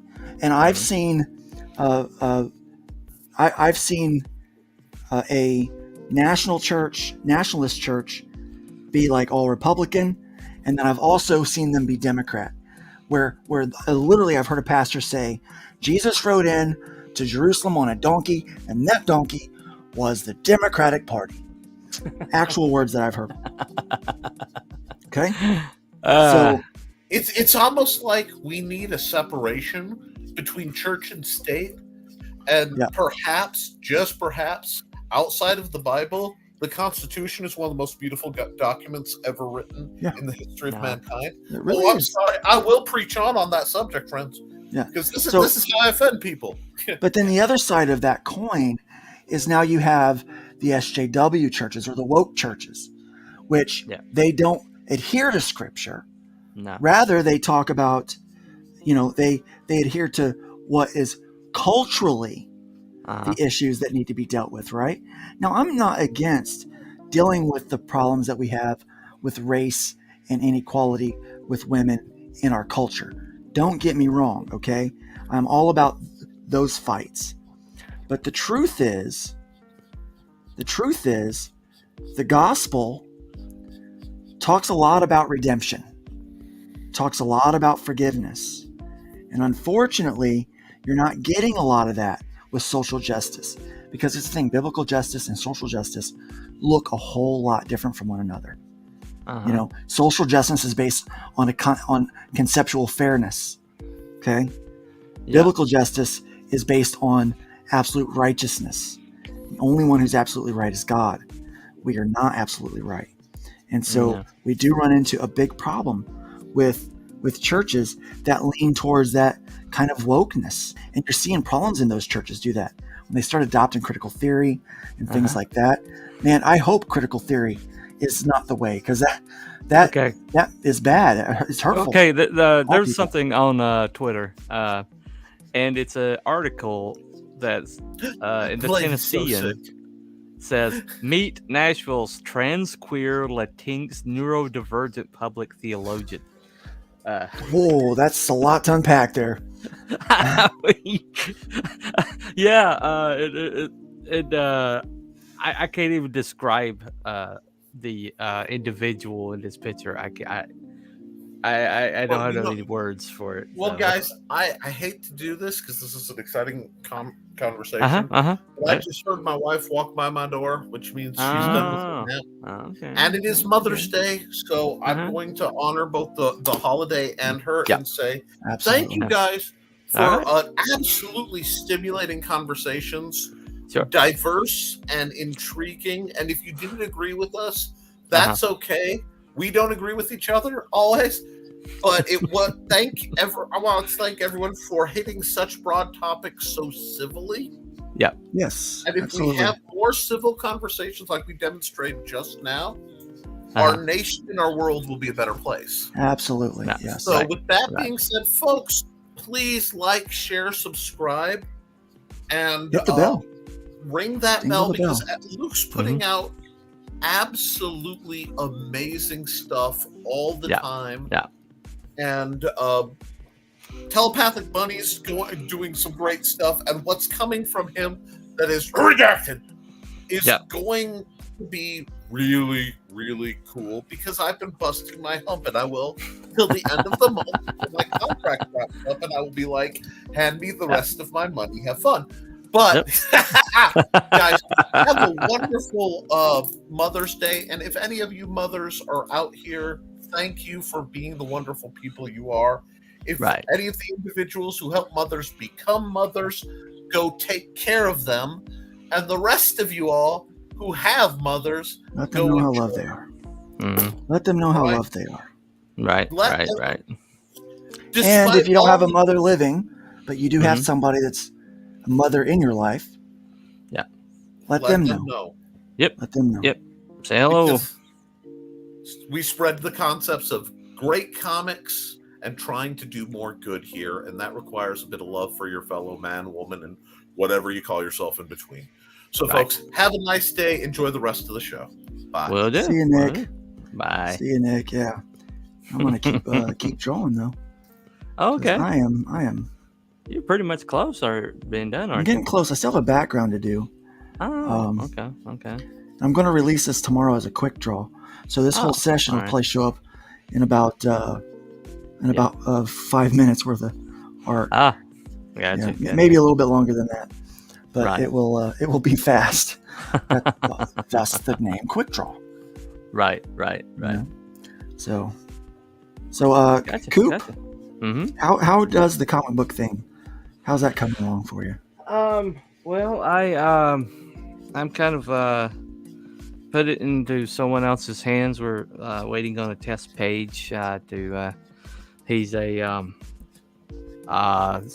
colorist that does a painting texture, and I was trying to see if I could take my comic book and put more of a painterly texture on it, because I've always loved Alex Ross, and so just great. It great won't be Alex Ross, but it will. I wanted more of that painter texture, and so but unfortunately he's having issues right now, personal issues. So I'm wondering if I should just go ahead and move it elsewhere, but or see how this works out. But that's where I am pretty much. I've got I think I'm about 8 pages from the first book being done, and I'll just see what I want to add to the campaign. The tiers or whatever. I don't know if I'm doing the tier system, but I think what I'm going to do is I'm going to launch it on a website rather than IGG. I just don't like where IGG is headed. So. Well, yeah, I understand that. Obviously, I'm doing a little. Well, not a lot of people don't know this, but I'm actually working on a way to run the campaign run a campaign from my website, because I got a lot that I'm doing this year. Yeah, and it's very, it's limited. I can't do everything from IGG or even Kickstarter. I need to be able to spread it around a little bit. Aris Saga is he set his website up as a crowdfund model, based looks similar to what they do in IGG, but he did it like on his website. So you might want to reach out to him or see what he's done. I've looked at what he's done a little bit, and I've kind of got a couple of other. I've talked with a couple of developers that have some resources for me. So I've been able to at least look at it a little bit. Well, I think the future is to have it. When you see something like a CG Now, an aggregate site that basically gives people a place to like a one-stop library that points to websites, to auxiliary websites. I think that's going to be the way of the future. Very possibly, yes.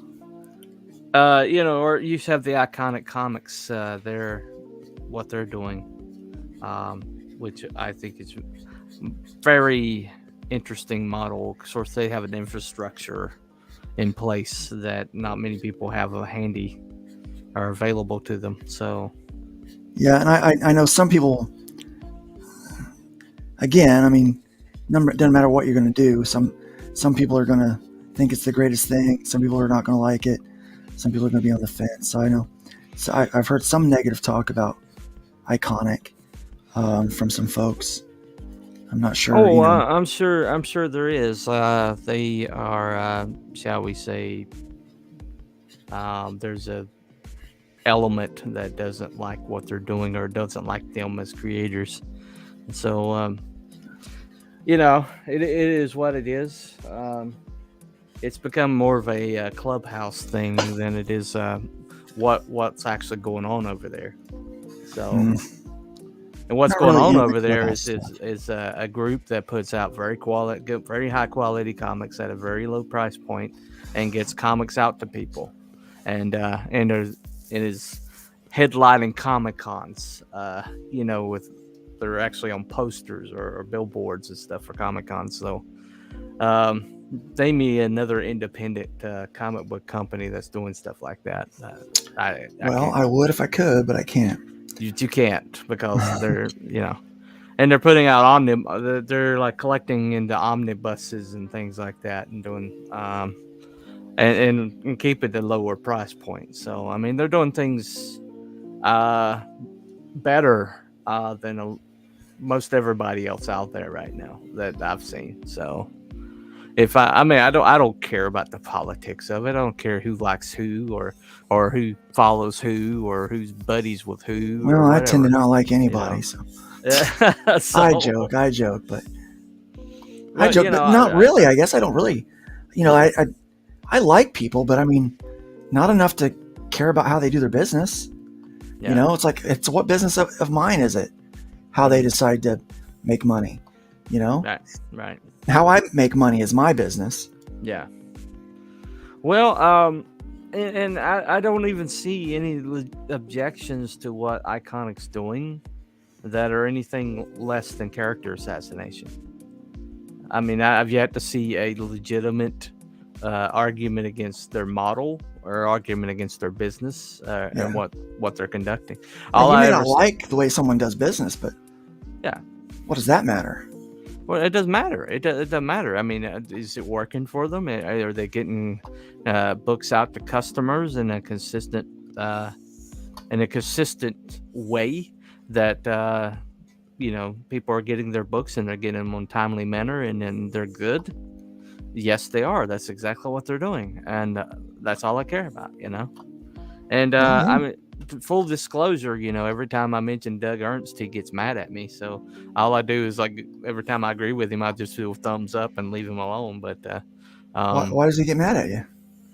Well, because of certain associations I have, and so he's got it in his head that anybody that's carries the name CG is against him, and he's pretty much going he's like coming at it from the other point of view, that like he's making the same mistake they're making, that some people in CG are making, but he's doing it from the other side. And I've done nothing but support him. I've done nothing to support him with my money, with my customer, as a customer, and but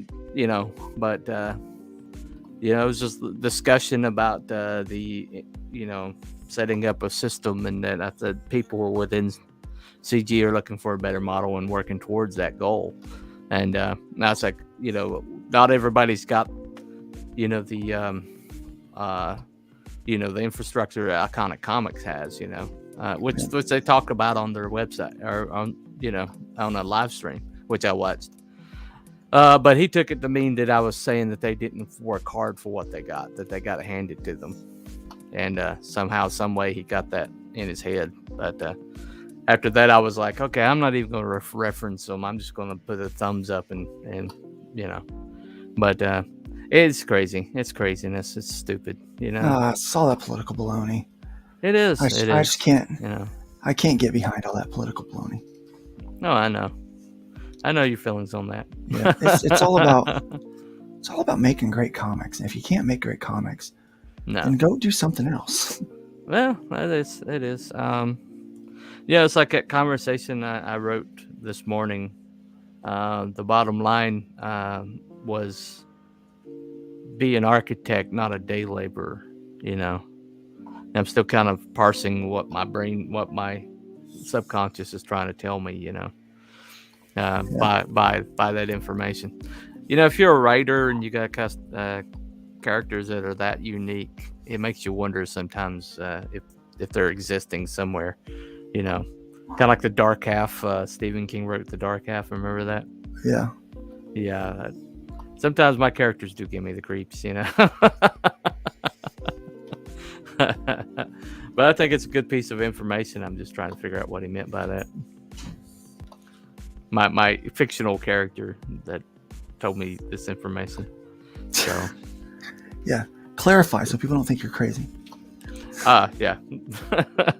Well, I'm not crazy. I'm a writer. Everyone will be like, well, Coop's lost his mind. So, oh, well, maybe I've written characters that are so vivid and so interesting that I can actually have carry on conversations with them, and they'll tell me stuff I don't know. Cuckoo. I'm joking. I know it sounds crazy. It sounds crazy. It's nuts. But it's fun. Right? Yeah. It can be very fun. Let's get But that's one reason why I'm so determined that I'm going to get this comic out there and let the people meet these people, you know, that I have in my head. Because, you know, I think I dig them so much that I think other people will dig them too, you know.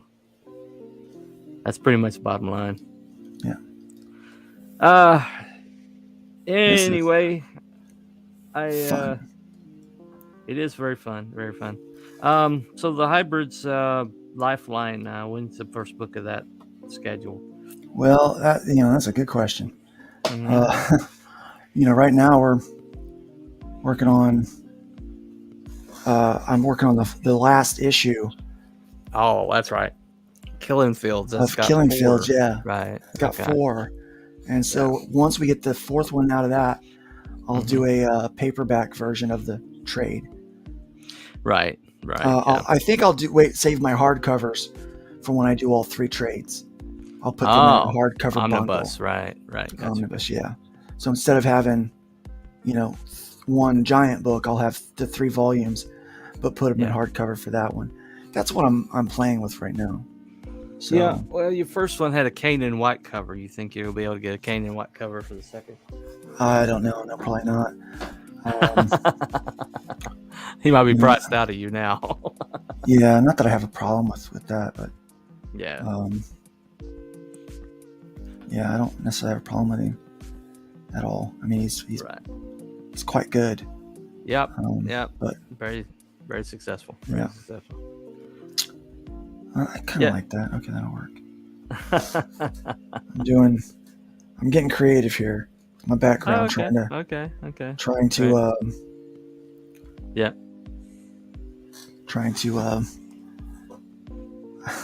well, we lost the Ninja Ginkgo. He said goodnight to you as well. Well, good night, buddy. Appreciate you being here. No problem.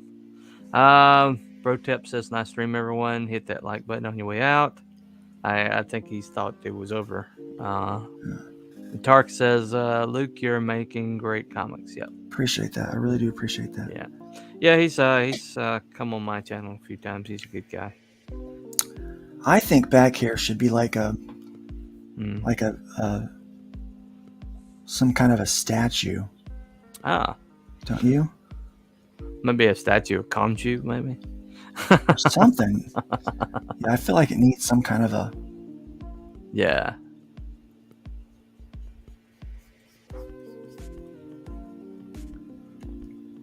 Something like Egyptian god. Or goddess or whatever. Yeah. I'm just gonna make one up. At least somewhat make it up. Because what I want to do is I want to do this weird thing with light in the back, right? Right. So I want to. All right, so I think this is a good start on that, but I need to add some texture in here. So I think it'd be clear, right, to give it some.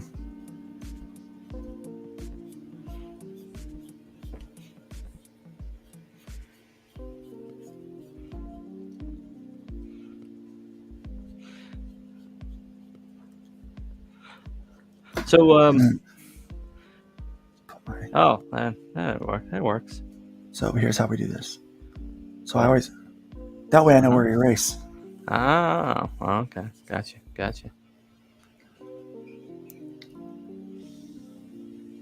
Was this Procreate? No, this is Clip Studio. Clip Studio, right? Yeah, they ran a deal a few months back, and I bought the Pro version. But then when I went to put my code in, they denied that I'd bought it. The code didn't work. Did you contact them and fix it?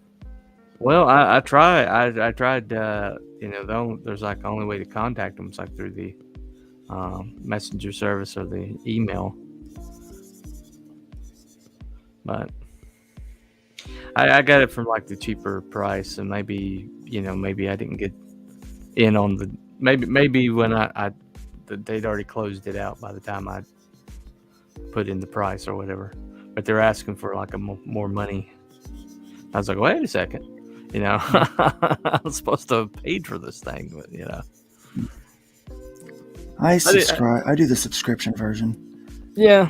That's what it was. It was a subscription version. Did I do the subscription version? I can't remember what I did. I don't know. I use it all the time. It replaced Photoshop for me. Yeah. I was having trouble with Photoshop, getting real laggy. Yeah. With one of the latest updates, and I just didn't care for it. Well, my artist and his wife, they do. They are big on the Clip Studio art, and nobody can argue with the work that they do. I mean, goodness, looks awesome. Listen, Luke, I thank you for inviting me on, man. All right, you got to go too, huh? Yeah. Yep. Sorry, man. It's all right. No worries. I don't try to, tie up, my roommate. I gotta cohabitate with my roommate here. Totally. He says, okay. He says I'm fine. Okay. All right. He's I try to cohabitate with him, so I don't try to. That's put him nice. Yeah. I try real hard. To not spend a lot of time on my backgrounds. I'll be honest with you right there. I try real hard to get those done in short order. Right. That's always my goal. That's why I decided to put the character back in there. I don't want to be overdrawing, Yeah. I don't have to. Well, I mean, she looks like one of your designs. She looks like a hybrid. She kind of does, yeah. She's kind of got a little bit of a hybrid feel in there, doesn't she? Yeah. Well, I definitely gave it that Luke Stone look then, didn't I? Yeah, she looks like some super villain for Serafina.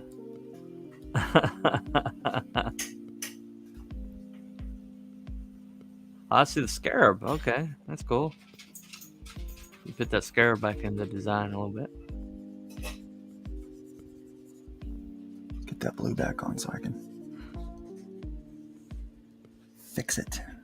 Right. I missed that little spot there.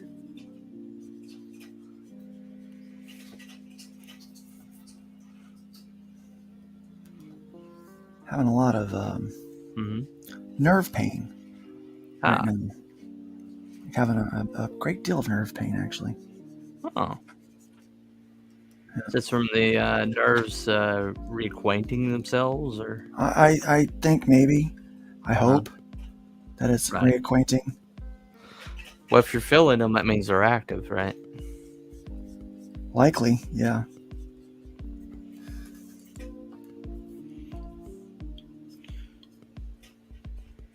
It's when you don't feel anything that you're like, no, those nerves are gone, so,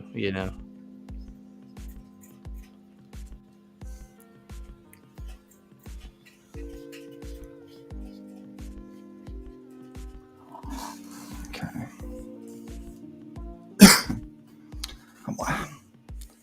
I want to do something that's Mm-hmm. a little more exciting than what I've got going on here. I want Oh, okay. texture. I want All right. texture. So Okay. let me see. Let me do.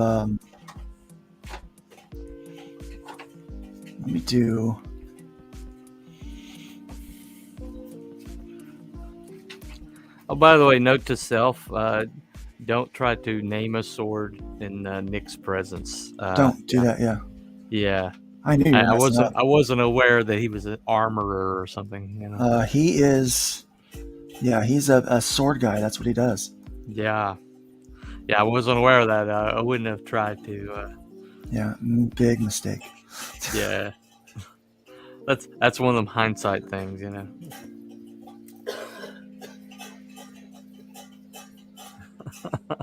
Big mistake. But that's all right. You've learned now. I mean, you've learned your lesson. Yes, I've learned. I've learned that is verboten right there. So yeah. Yeah.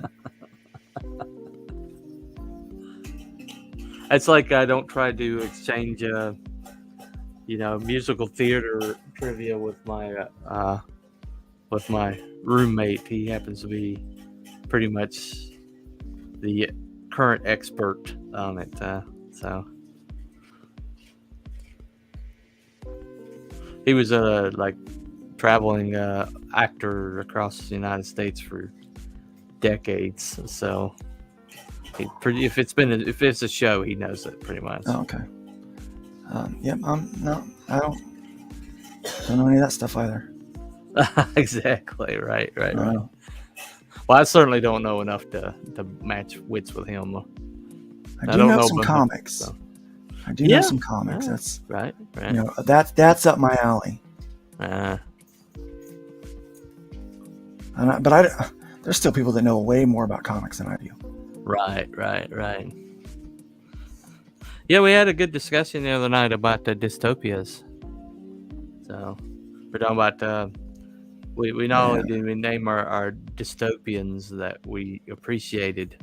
We don't exactly like dystopians because they're a negative thing. Yeah. But just ones that we appreciated. And did they have? Was there things happening today that makes us think that these dystopias?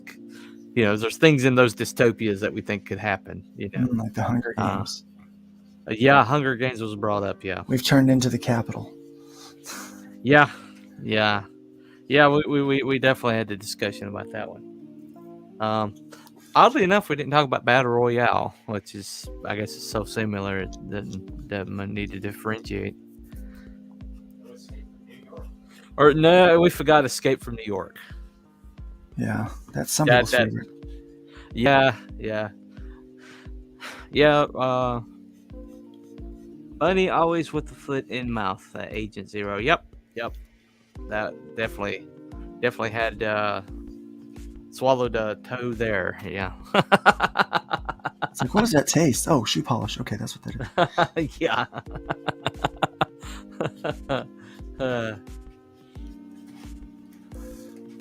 Yeah, you do your best not to try to speak up information in front of the current resident expert, Yeah. if you can help it.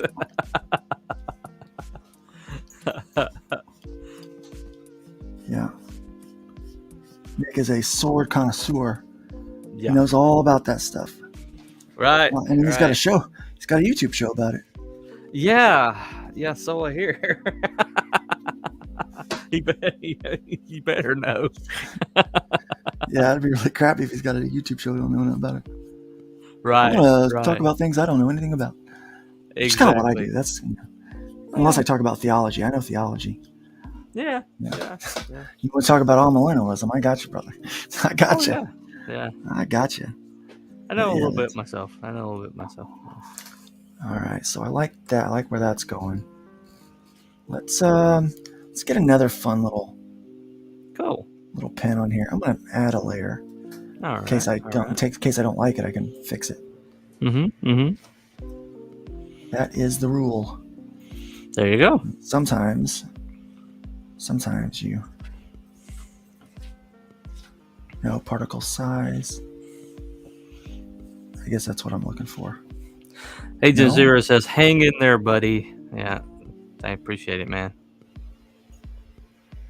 Where's my brush size at?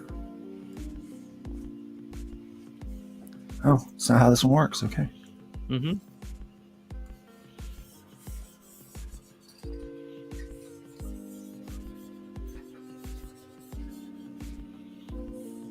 You might recognize this effect from the Hybrids books. Yeah, I do.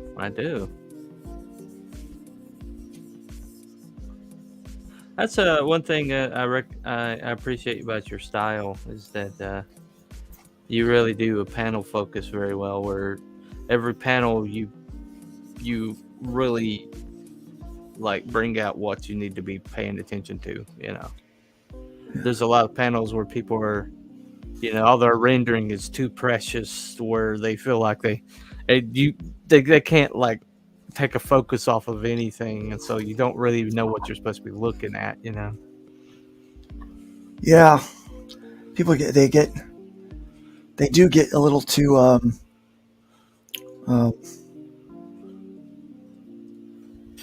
occupied Yeah, with their. That's a good word.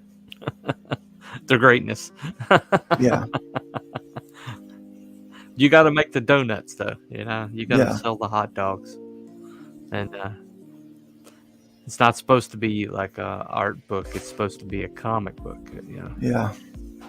I got one today. I won't tell you the name of it. I don't want to hurt anybody's, business or anything. But I've been waiting for this was like a late book or whatever, and I finally get it, and it was just so ephemeral and so, the story just there's nothing there, there's nobody to care about. There's nobody to follow or to have any kind of attachment to. It was just like good. Yeah, and this thing was late, and I'm like, what did you spend all that late time on? I mean, it looked good, had good lettering and good coloring, and sometimes that's all competent. Sometimes that's all the focus is on the look, and not necessarily what you're reading. I really try to focus on what you're reading personally. Right. That's my right. But we've had 100 conversations about this. Yeah.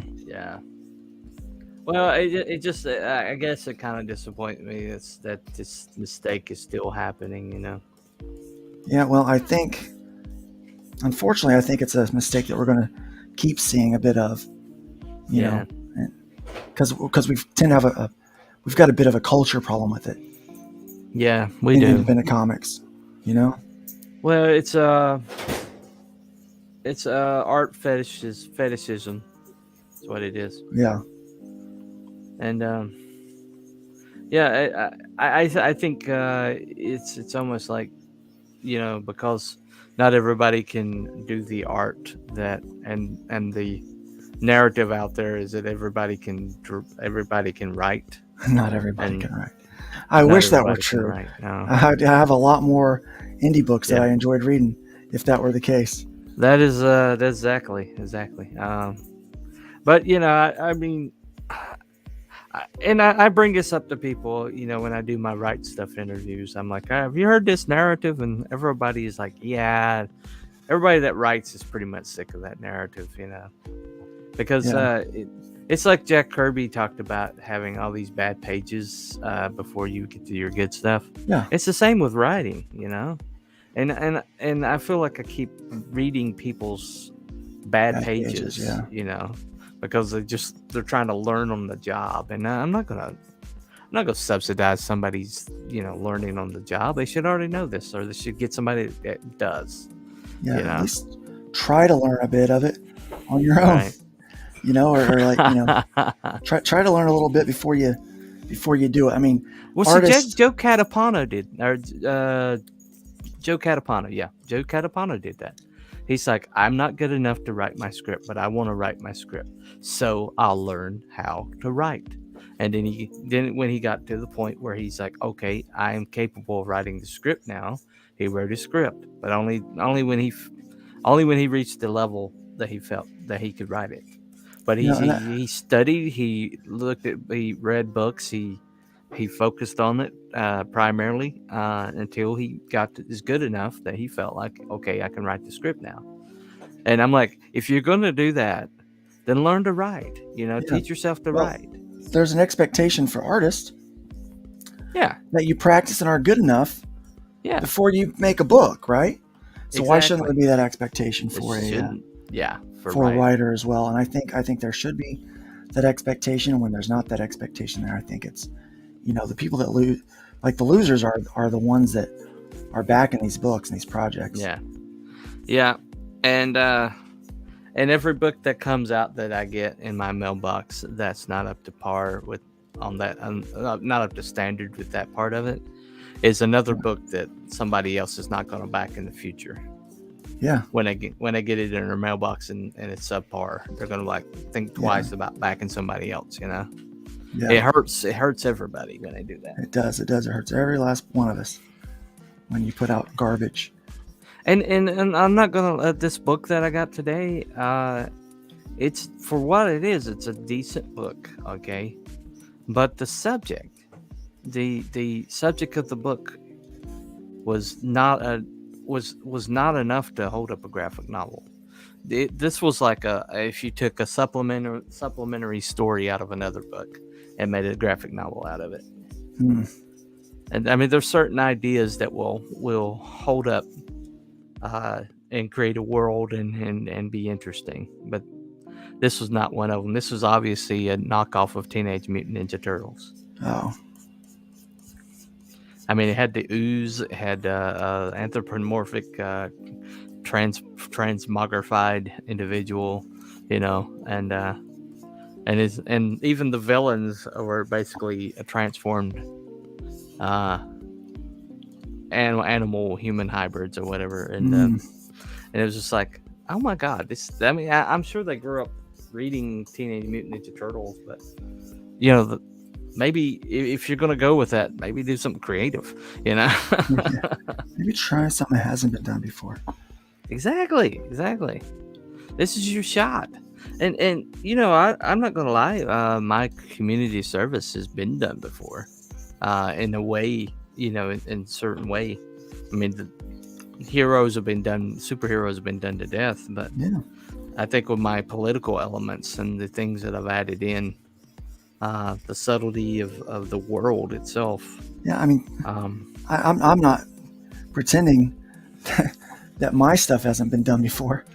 Right. It's like, it's but I've never done it. Right. So I think there's at least that bit of quality to it that I've never done it, so right, it's bound to be, Well, I wanted to explore the idea of what happens if a world basically outlaws its superheroes, or outlaws heroes in general. If any act of heroism at that point would be considered criminal. Yeah. And so, and that's my tagline. In a world that's outlawed its heroes, it's time to root for the villains, or time to root for the criminals. And if you can find a different take on it, if you can find something unique, then you can, but you have to find a new take on it or something unique. You have to find a hook. There's got to be some kind of a hook. We were talking about this. One of my, we're talking about why campaigns fail. We did a show on that, and I was talking about the fact that you've got to have a hook. You've got to have a reason for people to want to get your book. Eric Kennedy is a good example of this with his Arc Athena series. Okay, what's his premise? His premise is there's a day shift and there's a night shift.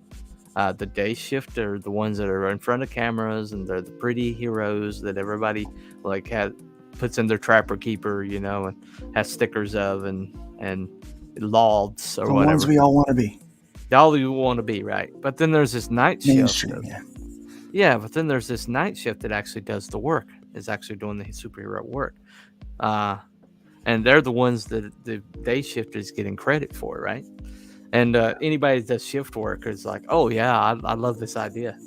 But it's essentially a superhero book, except it has this awesome twist to it, right? Yeah, it's about the working class. Yeah, yeah. Well, that and but it has this interesting dichotomy where the people that are the heroes of the day are the ones that are in front of cameras want to actually do the work of heroes so they can, because they don't feel like they feel like fakes, right?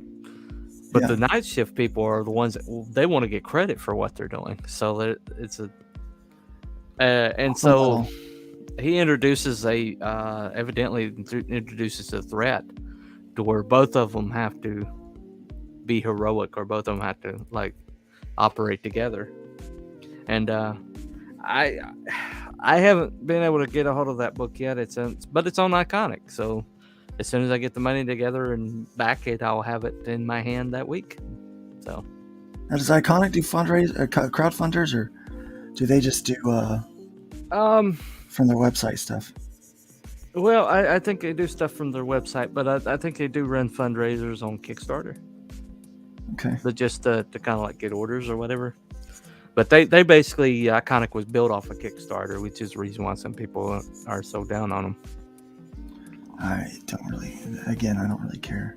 Yeah, no, I They don't made their- either. I don't either. They build their business, let them do what they want to do. Exactly. I want to. Mm-hmm. Well, they're decentralizing Kickstarter, and they're doing this NFT thing on Kickstarter, and putting, basically allowing people to I guess contribute to improving Kickstarter independently. And so so the right people, the people that I always watch, what does this person hate? Okay, if they hate it, then it must be a good thing. All those people hate this idea, so I'm very intrigued to see where it goes. But I don't think it it's a sounds bad like idea. as IGG is closing down, Kickstarter's opening up. So it'd be interesting Yeah. to see. I'm just tired of giving either platform so much of my money. Yeah, and I get you. I totally understand that. I mean, I'm. I mean, as a person who crowdfunds a lot. Yeah. Well, as someone that's never crowdfunded, I'm and as somebody that's does not have any loyalty except to to the bottom line. I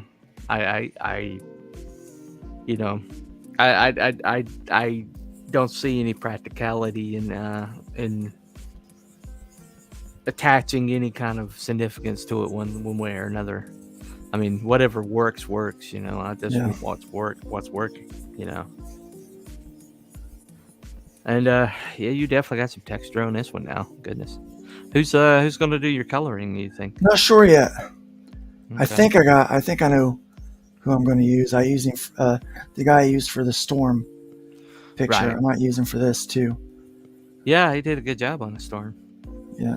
I've always liked that version of Storm. I've always liked that one. Yeah. I mean, she didn't have the flowy wings or whatever, but that mohawk and the leather like vest look and the leather pants or whatever.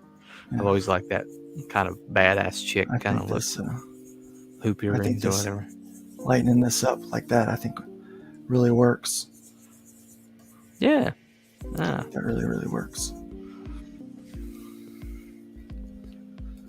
So you get the sense that there's a wall back there. Uh-huh. But it's like that tomb opening up. Right. Even though that's not how it is in the show. Doesn't matter. Right. It looks good. This looks like she's defending whatever's inside there. Yeah. Yeah, or she's emerged from there in some way. Either way, I think it looks cool. It's definitely a lot of drama there. Yeah. So I think what I'm going to do is I'm going to go back to my calligraphy pen here. And I'm going to I think that's too big. Uh,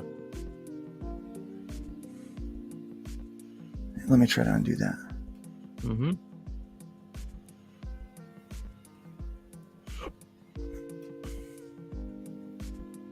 Let's zoom in. Mm-hmm. Let's go.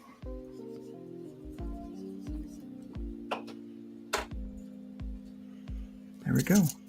There you go. Cut print. There we have it. Awesome. Good job. Yeah, I think man. that'll look great when it's colored. Uh-huh. I think that'll be nice. And I think so. back to my reference here. Uh-huh. Pull that back up. Yeah. Yep, turned out pretty good. There you go, man. Nice. Yep. Scarlet All Scarab. right. 2 hours and 20 minutes to Yep. ink this thing. Wow. Yep. The time lapse is going to look really interesting. Yeah. I'll speed it up to probably about 7 or 8 minutes. Right, Hopefully more. right. Hopefully faster, maybe 6. Uh-huh. But yeah, enough time to get at least one full kind of song Cool. on there. It won't have any audio outside Uh-huh. of mute all this audio. But Yeah. I want to thank everybody. Man, I've had a lot of people watching, staying Yeah. with it. So thank you guys for coming and being a part of this. I actually might turn this down a little bit. Mm-hmm. Mm-hmm. No. Well, hold on. Let's turn that down. Mm-hmm. I just thought of something. I think it might look good if I did another layer of it.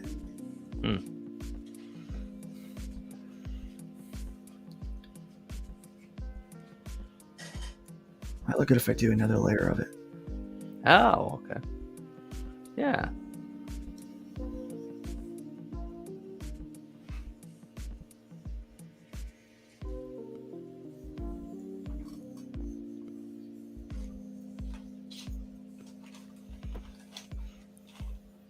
And then let's do a little of this. Mm-hmm.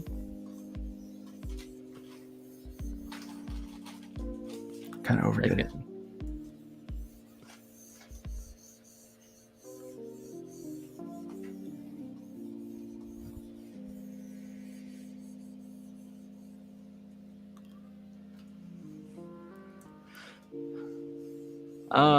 Top right corner might need a little more rounded.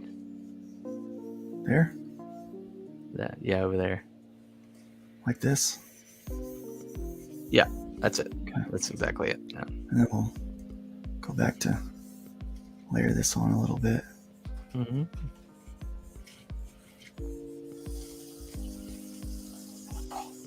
And then again, Mm-hmm. texture that in there with that.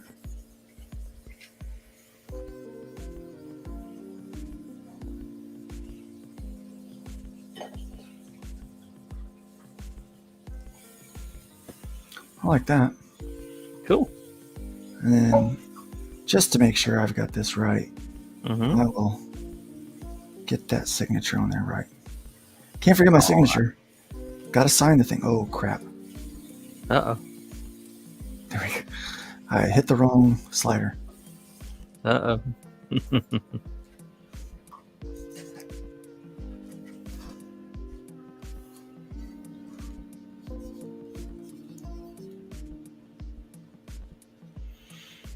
There we go. There you Now go. we're done. Now we're done. Now we're done. Now good. I'm not going to do anything else, I promise. Yeah. I'm going to let the colorist take it from here. All right. There we go. That's finished. Cool. 2 hours, 25 print. minutes. All right. Good Yep, job, it's man. awesome. Yeah, thanks everybody for sticking around and watching. Coop, Mhm. thanks for coming on and helping me just have some conversation. No It's always problem, fun to man. do these things. Yeah. And once again, I'm not quite monetized yet, but once we get there, Oh, anytime you help out on this stuff, I thought 1,000 was a monetization. it is, but I still need watch hours. Oh, So I'm still okay. about 1,000 watch hours away. Oh, So- okay. Gotcha. Yeah. So this will help. This will help today. Yeah. This will help today. So Certainly will. Certainly will. Yeah. Thank you guys. RJ, thank you. Tarks9, thank you. Deninja, thank you. Mm-hmm. Um, Agent Zero. Agent Zero, yes. Yeah. All Yeah, right, 1,000 viewers, 1,000 subs, 4,000 view hours, watch hours. Yeah, Right. it's quite a journey. I do have, like I said, Judy has helped me out, and so Mhm. I think I think it'll happen soon. Right. Hopefully within a couple of weeks, I'll be able to turn on the monetization and people can do super chats and things like that. But we'll see. It's not a big deal. Hopefully that works out, and we're able to turn this into a little bit of a job. But this was fun today. This was fun doing this character.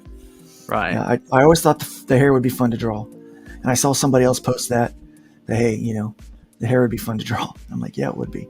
Let's do it. And I think this will look great on metal print too. Especially if the colors get handled well.